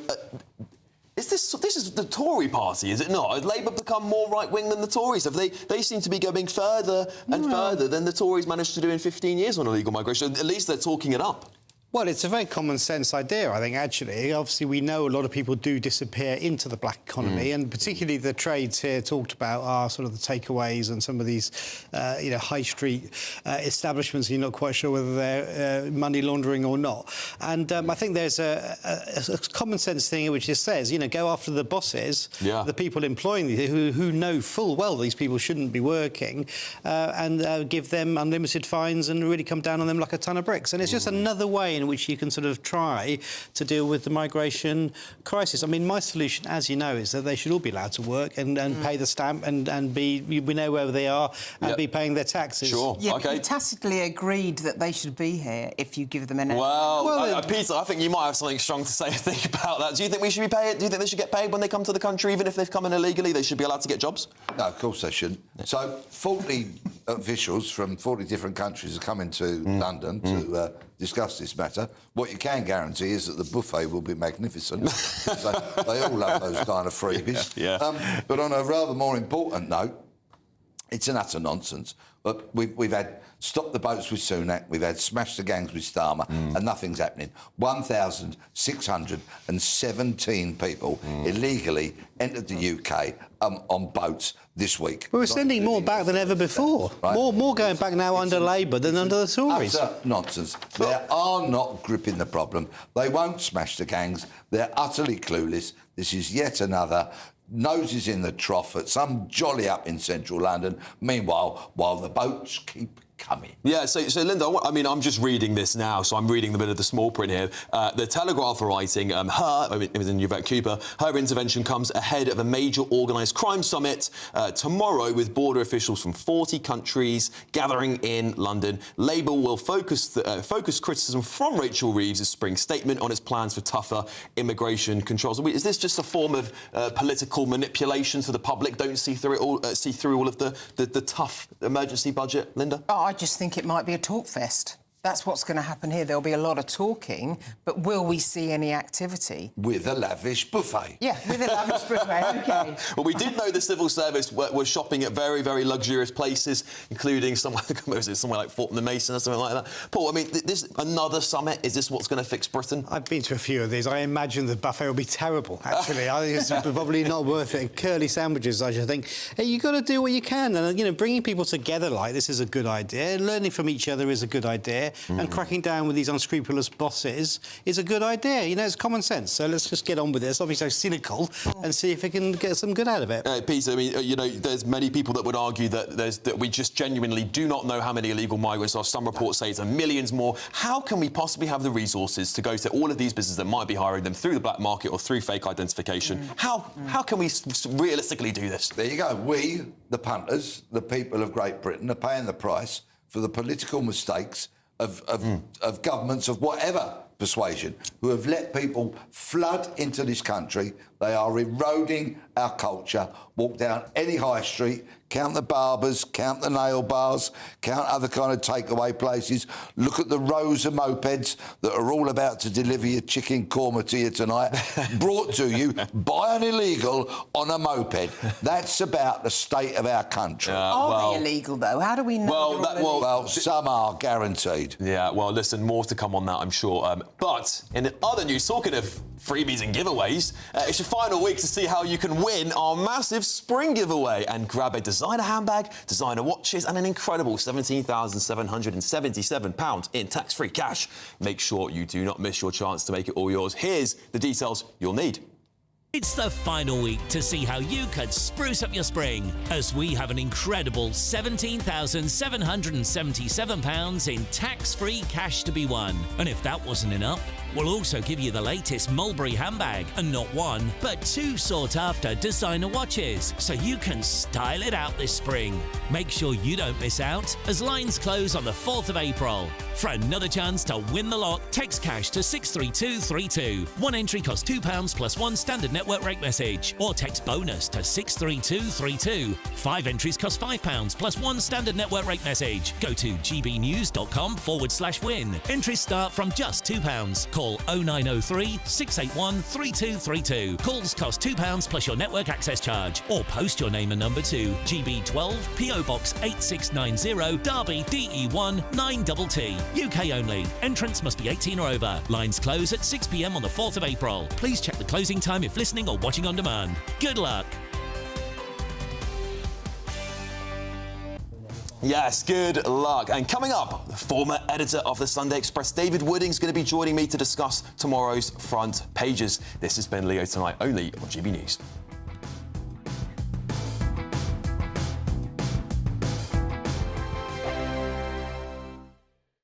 We're proud to be GB News, the People's Channel. And as you know, we always love to hear your views. Now, there's a new way of getting in touch with us at gbnews.com/yoursay. By commenting, you can be part of a live conversation and join our GB News community. You can even talk to me, Bev Turner, or any of the members of the GB News family.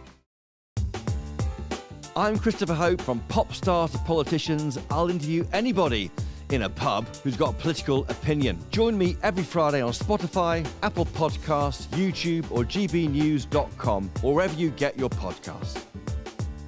This is GB News, the People's Channel. This is GB News, Britain's news channel. So the parents in the right, or should they really be taking their kids out during holiday, during end of term break? Good morning. Yes, it's a real interesting one, but I think there are a few problems with it. There are already 443,000 absences per year. And actually, if they did get their policy and everyone could have this time off, holiday companies aren't here for the fun of it. They're going to just up the prices all year round. And I think that's what this is about. A lot of parents want to grab an absolute bargain. And it's kind of selfish because a holiday is a choice. It's not a necessity. One of the other things they talk about is send children also need to have time off. Now, I am a mum of a child who has a disability, so I understand the complex needs with that, but that's a given. You know, that's something to take up with a local authority. It's a you're allowed to have time off if your child has a medical condition. So, yeah. It's obviously quite a divisive issue, isn't it? It does separate people into two camps. There's people who want to take their kids out during term time to save a bit of cash, and then there's people who think that children should be in school when they're supposed to be in school. How do you think they'll get on with this campaign? Do you think they'll have any success? Well, I don't think they will, to be honest with you. I think it's too small. And the other thing is it's quite disruptive on the classroom. If you can imagine, I already play catch up because my son has half a day off a week. So I can imagine if that's going on all year round with all the children, trying to keep track of it, sounds an absolute nightmare to me. I mean, personally, I'd rather just go away on holiday on my own without my child and have some relaxation. So that would be my advice to them. Get the granny in. GB News, the People's Channel. Join me, Nana Akwe, for an informative, interactive news programme with a difference. It's fun. No, he didn't say that, Dave. I'm so surprised. I think there's an element of truth to that. Join me from 3 p.m. every weekend, only on GB News, Britain's news channel.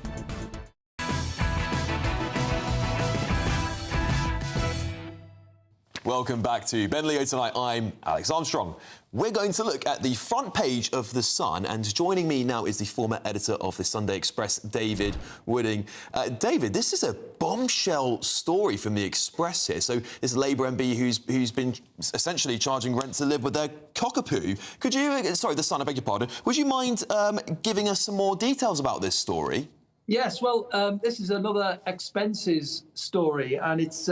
The MP concerned is Taiwo Owatemi, who's the MP for Coventry North West and is also a government whip, who voted recently in favour of the £5 billion worth of cuts to benefits and welfare payments. Wow. But it seems that she's getting a bit of a benefit of her own, because on top of her £94,000 a year salary, which was approved last week, 2.8% rise, and her expenses, which includes accommodation costs. Yeah.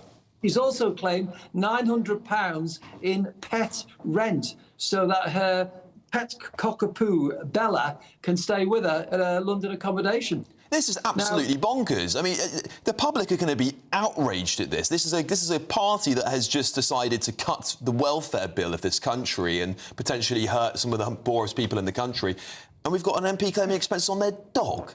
Yeah, not only that, everybody's struggling. Everybody who hasn't had benefits cut is struggling with their bills. Yeah. They're getting council tax going through the roof. And of course, there's the elderly people who had their winter fuel payment removed. The optics of this are very, very bad. I mean, I've had a little look since this front page dropped at pet tax or pet rent. It's payable if you live in an accommodation where the landlord says you have to pay an extra amount to have a dog living with you. Well, this is a separate home, and she has children and a husband. And I just sort of think, well, if I wanted to bring my pet to live in separate accommodation, I'd pay for it myself. It costs Quite right.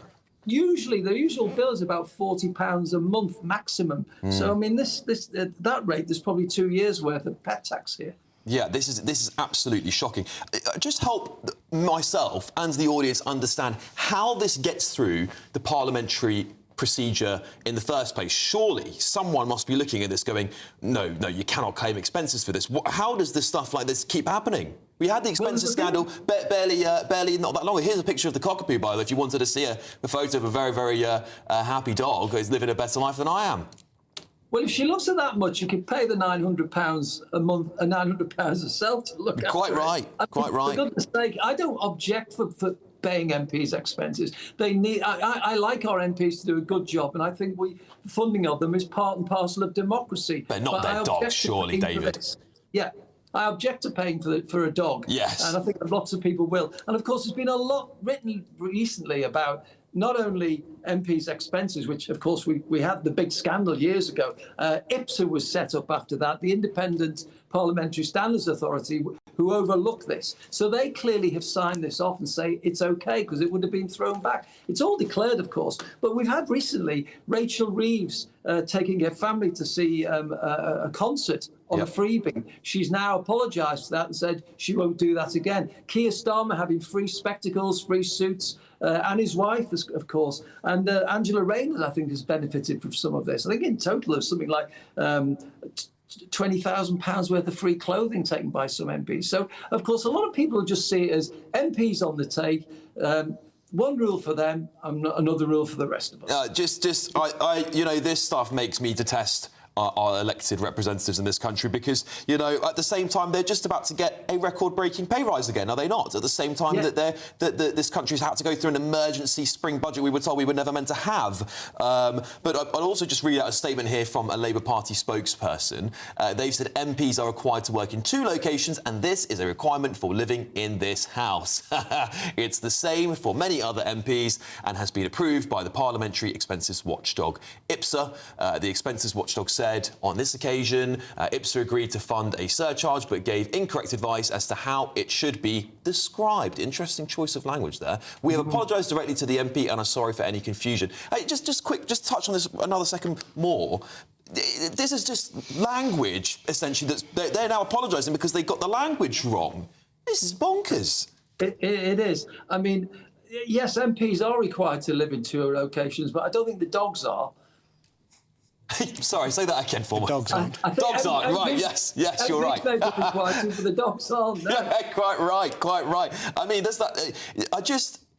This is the sort of stuff British people detest. They don't want to see their politicians abusing the system. At the end of the day, we, the taxpayers, are funding that at the tune of their massive 90 grand a year salaries now. And I'm sure there's a good argument to say that politicians should be paid more and we'll get higher quality people. But, I mean, 90 grand a year is a pretty good salary these days. So this Labour MP, what department does she work in? Is she in the Treasury? I haven't actually, I have to admit, haven't heard of her. She's a government whip. Government whip, beg your pardon. She's one who... one part of the job is keeping MPs in line, making sure they behave themselves, vote through the right lobbies and all that sort of thing. Yeah. Perhaps don't bring the party into disrepute even. Yeah, absolutely. Well, I'd actually really like to bring in my panel here at the moment as well, as they are eager to go on this topic. We haven't got very long, but we might come back to it after the break. Paul, we'll start with you. I mean, of course, you know, former special advisor to the Labour Party. What do you make of this story? I mean, I went through the expenses scandal last time round, and this is very triggering. I have to say the defence being mounted here is A, everyone's doing it, and B, it's within the rules, and that does not wash at all.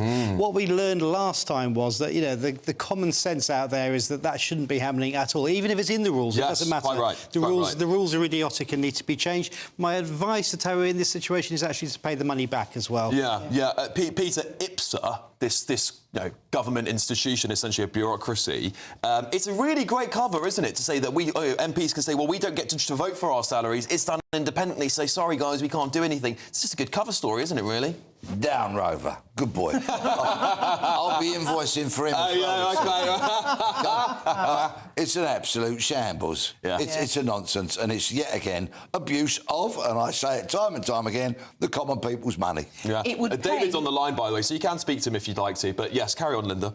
So, well, anyway, David, this would pay the winter fuel allowance for 3 pensioners.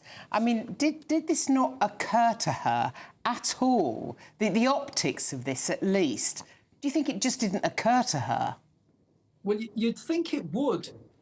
Absolutely right, Linda. If I was Keir Starmer, I'd be sending a message out to all my troops saying, you know, whatever you do, be careful about what you spend your money on, what you claim, because everyone is watching you like a hawk. Now, I get it's difficult for him because there's so many MPs. There's 650 MPs in the House of Commons. So for all the party leaders, that's the problem, keeping them all in line. And there's always going to be somebody who oversteps the mark. But you'd think if you were putting the pen to the paper to claim this, or fingers on the keyboard, as you probably do these days, you'd have second thoughts about whether it's really worth claiming that for the trouble you're going to get if you get spotted. Quite, Paul. I just wonder, Dave, do you think this is the thin end of a wedge? You know, remember last time round, it started with 1 or 2 of these stories popping up. I think it was the Telegraph that broke them. But then it turned out there was an absolute avalanche. And I just wonder whether you think there's more to come. Well, I mean, the problem nowadays seems to be more of IPSA allowing things through, which the MPs probably shouldn't be claiming. And there's the other thing you also see is, oh, it was an oversight. I didn't declare something in time, or I thought I was entitled to that. And I just think, you know, really, the MPs should think very, very carefully about what they claim. I mean, you were right what you said before earlier, Paul. You know, they've been through this. Have they not learned the lessons of what happened last time? Yeah. Final word to you, Peter. Would you like to ask David something very quickly, and we're going to hit a break? David, if this is just the thin end of the wedge and the excuse finder general can't keep a lid on it, what would you predict? How many would you hazard a guess at? Oh, gosh, I'd say I always think that they are in a minority, I have to say. I do believe that a lot of MPs join politics for noble reasons, whether they are left or right, because they want to improve. But there are some who just overstep the mark. They get very laid back about what they're doing. My experience has always shown me that with Labour MPs, they tend to be involved in money, and with the Conservative MPs, it tends to be sleaze and sex. But they've all put their hands in the till at some stage, thinking that they're entitled to it. Oh, I didn't think I was doing anything wrong. But as you will know from being a former police officer, ignorance of the law or the rules in this case is not a defence. David Wooding there, former director of the Daily Express. Thank you for joining us. Coming up, more front pages. The Times has just dropped as well. We'll be bringing you that next. And this is Ben Leo Tonight, only on GB News. The royal family is an enduring symbol of tradition, unity and pride for Britain. At GB News, we celebrate what makes this country great. In our new royal newsletter series, you can join me, Cameron Walker, for Inside the Palace, an exclusive look every week that takes you beyond the gates and brings you the very latest from those at the heart of the monarchy. Never miss a royal moment again. Sign up now. Go to gbnews.com/royal newsletter and get the latest straight to your inbox. This is GB News, Britain's news channel. Well, I just posted about the event on Facebook, basically. It snowed the night before, and I thought, oh, wouldn't it be funny if... It was purely for a joke. I posted it on the meme student page. It was purely a joke. Just wouldn't it be funny if the two unis, Uni of the Polytechnic, had a big, massive sort of Lord of the Rings style battle at the park, snowball fight. And then I woke up the next day and just looked out the window because I live near the park and saw that hundreds of people were there. I was like, oh wow, but I really didn't expect it to be like that. And then they say we want to come down to the station. I was like, okay, am I under arrest? Have I committed a crime? They don't answer that. They just say, we'd just like to come down to the station. And I was like, okay, do I have to? It's like, you don't have to, but if you don't, we're going to make you eventually. Yeah, we had this really, really nasty, uncomfortable interview with the two officers that conducted it. Where they not only tried to antagonize me, incriminate me, but also blame me for deaths of thousands of people around the country. Just give us that detail, Zen, because didn't they say to you about something about a number of people who had died of COVID since your snowball fight? Yeah. Like, so nationally, they it's like, do you know in the business meetings where someone writes down a figure and they slide it across the table and you look? That's what they did. He wrote down like 3,000 or so people. Or he wrote down the number 3,000, slid it across the table and said, Mr. Watts, do you know what this number means? And I was like, no. Like, this is the number of people that since your snowball fight have died from COVID-19. How does that make you feel? GB News, the People's Channel.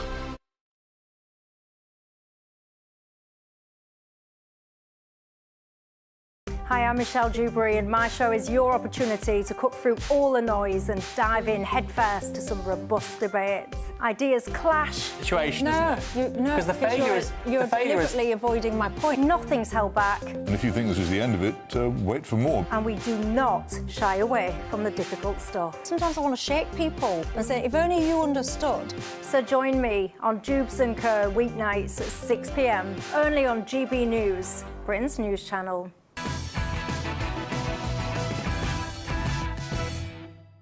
Welcome back to Ben Leo Tonight, only on GB News, of course. Let's return to our front pages. And the Sunday Times has just dropped.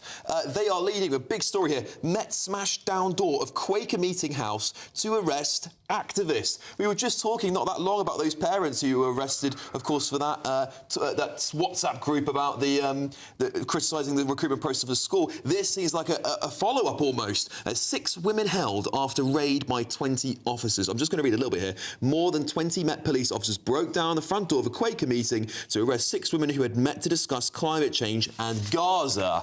Very fascinating. Of course, they've also got here that MP claims £900 for a cockapoo story that is leading on The Sun.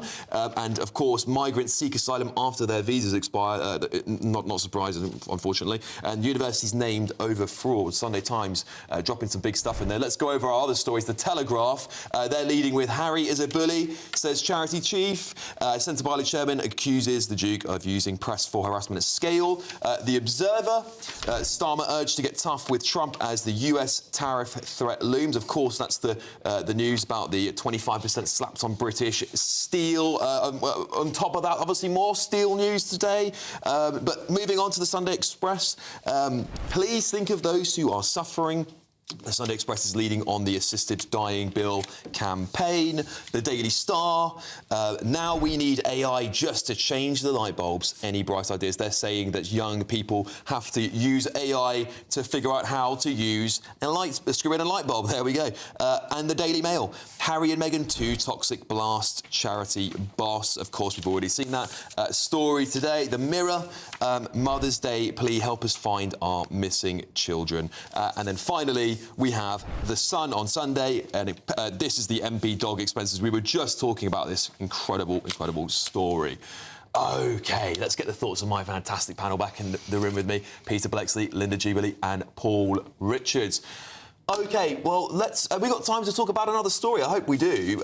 Let's talk about that Met smashing down the door of Quaker Meeting House to arrest activists. Peter, what do you think? I mean, I know this is fresh off the press, so you might not get to read the whole thing here, but what do you think's going on here? Well, the activists were apparently eating hummus with breadsticks. In my view, that should be an arrestable offence. Absolutely right. In itself.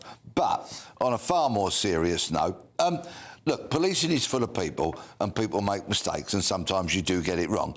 I remember in my policing career, once upon a time at 2 o'clock in the morning, we smashed through doors directly into somebody's bedroom. It's how the house was configured. The bedroom was on the ground floor. And we terrified a couple. We'd got it wrong. We made good. You know, all repairs were done. Yep. We apologised profusely, and they were very nice and understanding and accepting of our simple mistake. It was down to quirks in addresses. However, here, these people have clearly been under observation, or I would imagine some form of police scrutiny for a while, because they're known activists, and this group apparently were planning to try and bring London to a closure with some form of sit-down protest.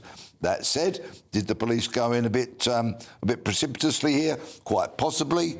We'll have to wait and see what the outcome of it is. But, of course, with policing in the dreadful state that it is at the moment, this is not a good look. Yeah, and well, this is what I was going to say, Paul. I mean, you know, just the headline itself sends shivers down people's spine now, because, you know, if this wasn't, you know, I mean, Youth Demand, I think the group is here, which they said they know. They're calling themselves a non-violent protest group. If this was a right-wing group, people would be saying the same thing. How could this happen? I think we should always treat the outrage similarly, depending on whatever political spectrum people are on. But, you know, have they tried to do the right thing? And this is just, again, going to be spinned by the press, unfortunately, because we are so used to reading stories like this. I mean, the red herring is that it's in a Quaker meeting house, so one assumes it's just people sitting around, you know, quaking. But it's not, is it? It's a radical group that was dedicated possibly to breaking the law. And we know they've done it before. They've tried to smash up factories and, you know, close down the traffic and all the rest of it. So actually that's what the police were going on. You know, it's entirely reasonable. They've led these women off in handcuffs, and yet no one has been charged or no further action has been taken. So it leads you to believe that there wasn't a problem in the first place. And yet we see protests where people are carrying blackened coffins through the streets of London, you know, with protests which are on the very edge of violent explosion, and nothing is happening. Well, that should be tackled as well. You know? Yeah, this is the difficulty. Peter, I mean, you've got fantastic insight into this. What is going so wrong? Where's the Home Office? What are they doing about all of this? Policing's in crisis. Because, quite frankly, it is in the grip of academia. There's 47 universities in the UK now that offer policing degrees. And because all of those that are in the corridors of power slavishly went to universities to get their heads full of pseudo-intellectual claptrap, which has no relevance to policing, this is all filtered down. They want their front lines to get these policing degrees. And when you sit in a university getting indoctrinated by waffle and nonsense, so much of policing can't be learnt in books, but policing bosses won't grip that. But why can't you do both? Why can't you study it at university and then take it out on the streets? That's what journalists do. They train as journalists and then they go and get practical experience on newspapers. Journalism is not policing. I'm not suggesting it is. They both need a curious mindset. That I completely agree. But policing is very different. And what policing bosses have done over years, claiming that they didn't have any money, is they sold off all the family silver, all the training establishments. They've all gone virtually. And so, of course, they lean on universities. And there is an undoubted element of brainwashing going on there. Well, Paul, I mean, you know, there's a lot of criticism aimed at the Tories for 15, 14 years of not handling the Home Office correctly, perhaps. But, you know, is Labour going to continue that trend, do you think? Or do you think they're going to look at these headlines and go, actually, I think the public needs some sort of change here?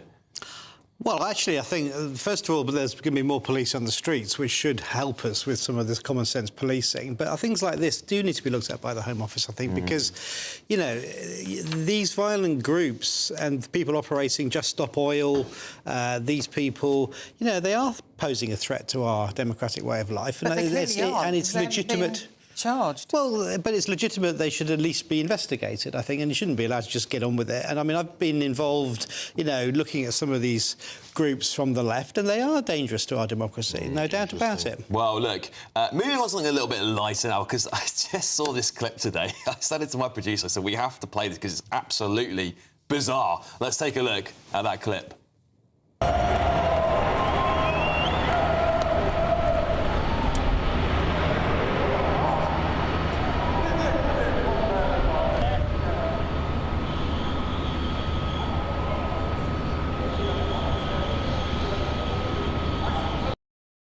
Oh, dearie, dearie me. They look, listen, I know it's all fun, right? It's all meant to be a bit of fun. But led by donkeys, this group, I mean, they never, ever tend to go after the government. They're in power, you know? This is radio, just for this, for our listeners on radio, by the way, this is a clip led by donkeys. They have projected images onto the stadium where there was a rally for reform yesterday. It said things like Nigel Farage is best mates with Putin or something along those lines, or entrance to the far right. It's having a bit of a jab at Nigel Farage and Reform UK. Linda, do you think the public are just going to go, oh, another one of these, and they get something new? I think it's very funny, though, and it is very well thought out, and it caught my eye too, and I'm sure it will catch the eye of a lot of other people today. Paul?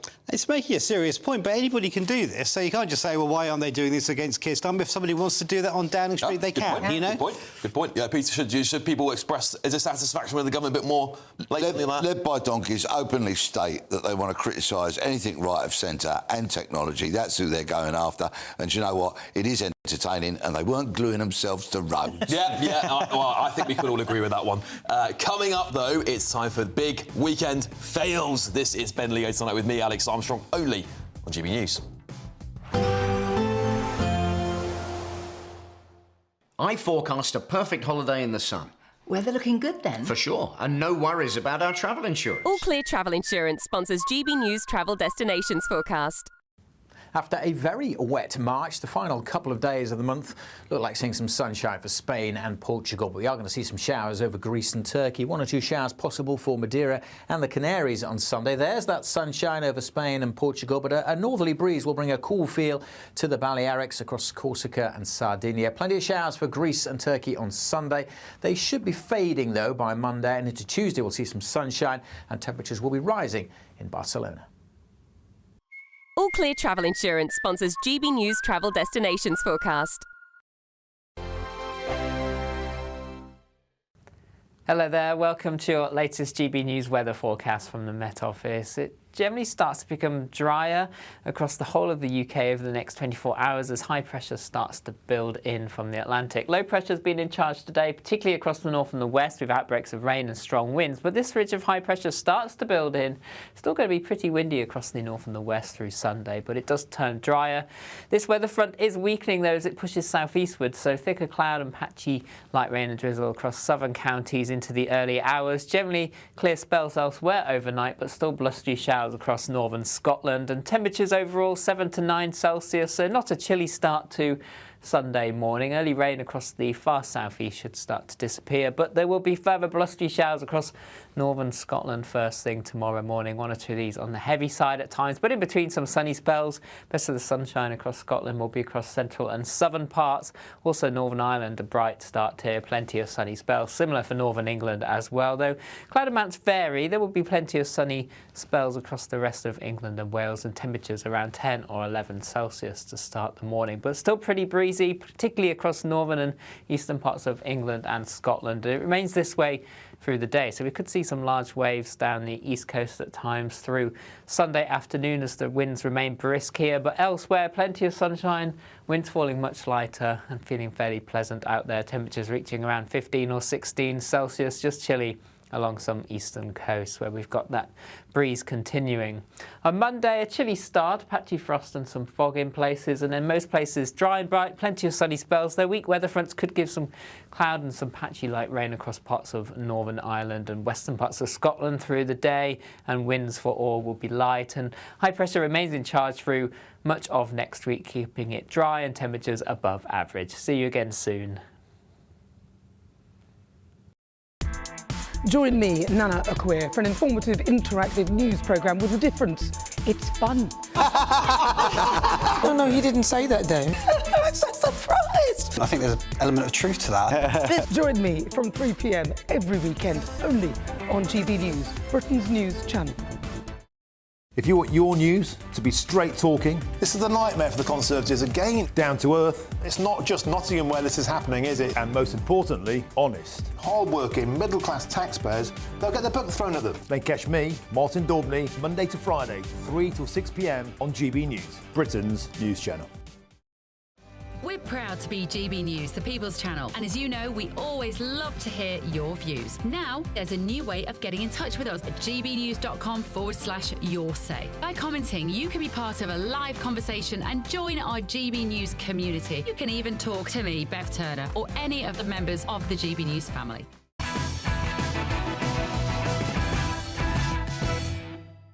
Welcome back to Ben Leo tonight. Now it's time for our big weekend fails. Yes, this is a really fun part of the show. I'm going first. Look, this is so bizarre.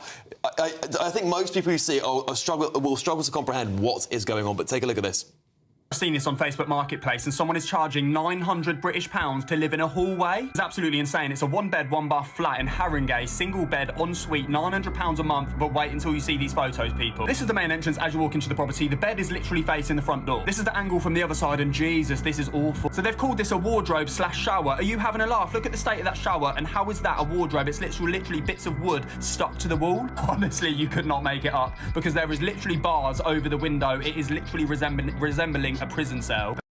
Yeah, Londoners, this will not be unfamiliar to young Londoners today who go looking at these places and go, 900 quid, that's a bargain, rather than going, what am I living in? But, you know, we've all seen these crazy inflation of prices and rents, particularly for young Londoners. I'm a young Londoner, priced out of my own home. Quite frankly, I can't buy a property in my own borough of London. It's just too expensive for me. And I didn't come from a wealthy family, unfortunately. Peter, you're born and bred Londoner. You've seen this happen a lot, haven't you? Yes, and of course, when I got my first mortgage, I think it was for 2.5 or 3 times my salary. Yeah. Imagine a young Londoner now trying to get a salary, a mortgage rather, on 3 times their salary. You couldn't buy a broom cupboard. Yeah, it's mental stuff. Linda, what have you got for us? Oh, so I've got this story now about a cross-party group of MPs who must have taken leave of their senses, because what they actually want to do here is to campaign for an airport in Kashmir that they think will service the Kashmiri diaspora here in the UK. I mean, has anyone talked to them about what the actual priorities are here now in this country? Well, I mean, we're all under the lash at the moment. Yeah. We do not need to be financing an airport in Kashmir just because Islamabad is slightly too far away from most people who travel to that region. Yeah, incredible stuff. We have to move on, unfortunately, though. Peter, what have you got for us today? Just stop oil. Yeah. Because this week they announced that they're going to stop their disruptive activities. OK, let's watch it. Yeah, let's have a look.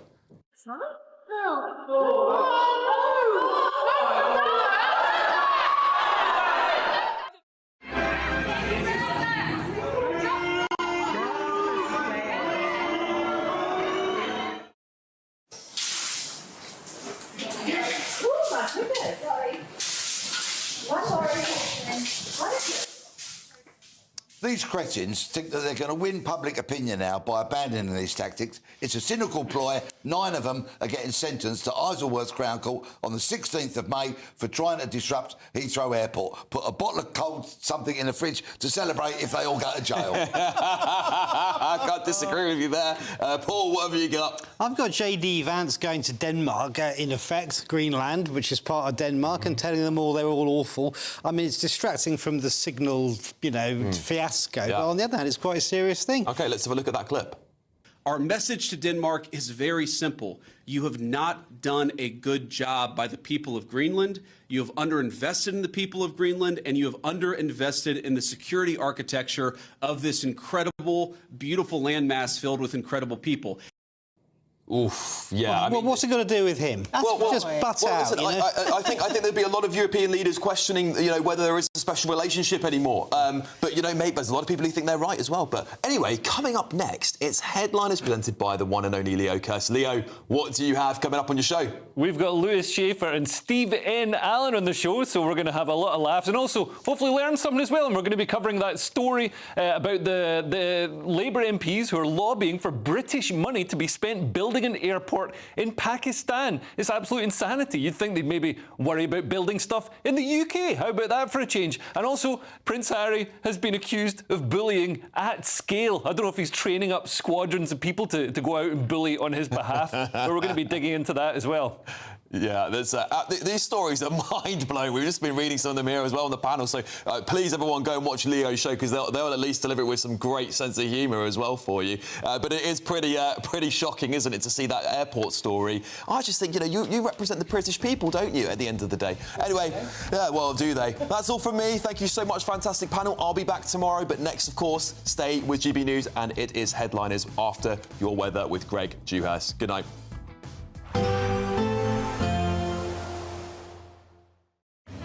Even though we'll see a cloudy start, it'll be a bright outlook for the rest of the day. Boxed Solar, sponsors of weather on GB News.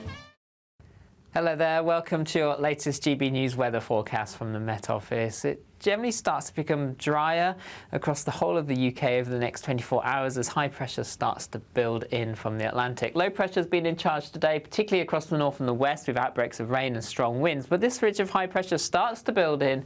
Still going to be pretty windy across the north and the west through Sunday, but it does turn drier. This weather front is weakening though as it pushes southeastward, so thicker cloud and patchy light rain and drizzle across southern counties into the early hours. Generally clear spells elsewhere overnight, but still blustery showers across northern Scotland, and temperatures overall 7 to 9 Celsius, so not a chilly start to Sunday morning. Early rain across the far southeast should start to disappear, but there will be further blustery showers across northern Scotland first thing tomorrow morning. 1 or 2 of these on the heavy side at times, but in between some sunny spells. Best of the sunshine across Scotland will be across central and southern parts. Also Northern Ireland, a bright start here, plenty of sunny spells. Similar for northern England as well, though cloud amounts vary. There will be plenty of sunny spells across the rest of England and Wales, and temperatures around 10 or 11 Celsius to start the morning, but still pretty breezy, particularly across northern and eastern parts of England and Scotland. It remains this way through the day, so we could see some large waves down the east coast at times through Sunday afternoon as the winds remain brisk here, but elsewhere plenty of sunshine, winds falling much lighter and feeling fairly pleasant out there. Temperatures reaching around 15 or 16 Celsius, just chilly along some eastern coasts where we've got that breeze continuing. On Monday, a chilly start, patchy frost and some fog in places, and then most places dry and bright, plenty of sunny spells, though weak weather fronts could give some cloud and some patchy light rain across parts of Northern Ireland and western parts of Scotland through the day, and winds for all will be light, and high pressure remains in charge through much of next week, keeping it dry and temperatures above average. See you again soon. Even though we'll see a cloudy start, it'll be a bright outlook for the rest of the day. Boxed Solar, sponsors of weather on GB News. It's the final week to see how you can spruce up your spring, as we have an incredible £17,777 in tax-free cash to be won. And if that wasn't enough, we'll also give you the latest Mulberry handbag, and not one, but 2 sought-after designer watches. Make sure you don't miss out, as lines close on the 4th of April. For another chance to win the lot, text cash to 63232. One entry costs £2 plus 1 standard network rate message, or text bonus to 63232. 5 entries cost £5 plus 1 standard network rate message. Go to gbnews.com/win. Entries start from just £2. Call 0903 681 3232. Calls cost £2 plus your network access charge, or post your name and number to GB12 PO Box 8690 Derby DE1 9TT. UK only. Entrants must be 18 or over. Lines close at 6 p.m. on the 4th of April. Please check the closing time if listening or watching on demand. Good luck. Hi, I'm Michelle Dewberry, and my show is your opportunity to cut through all the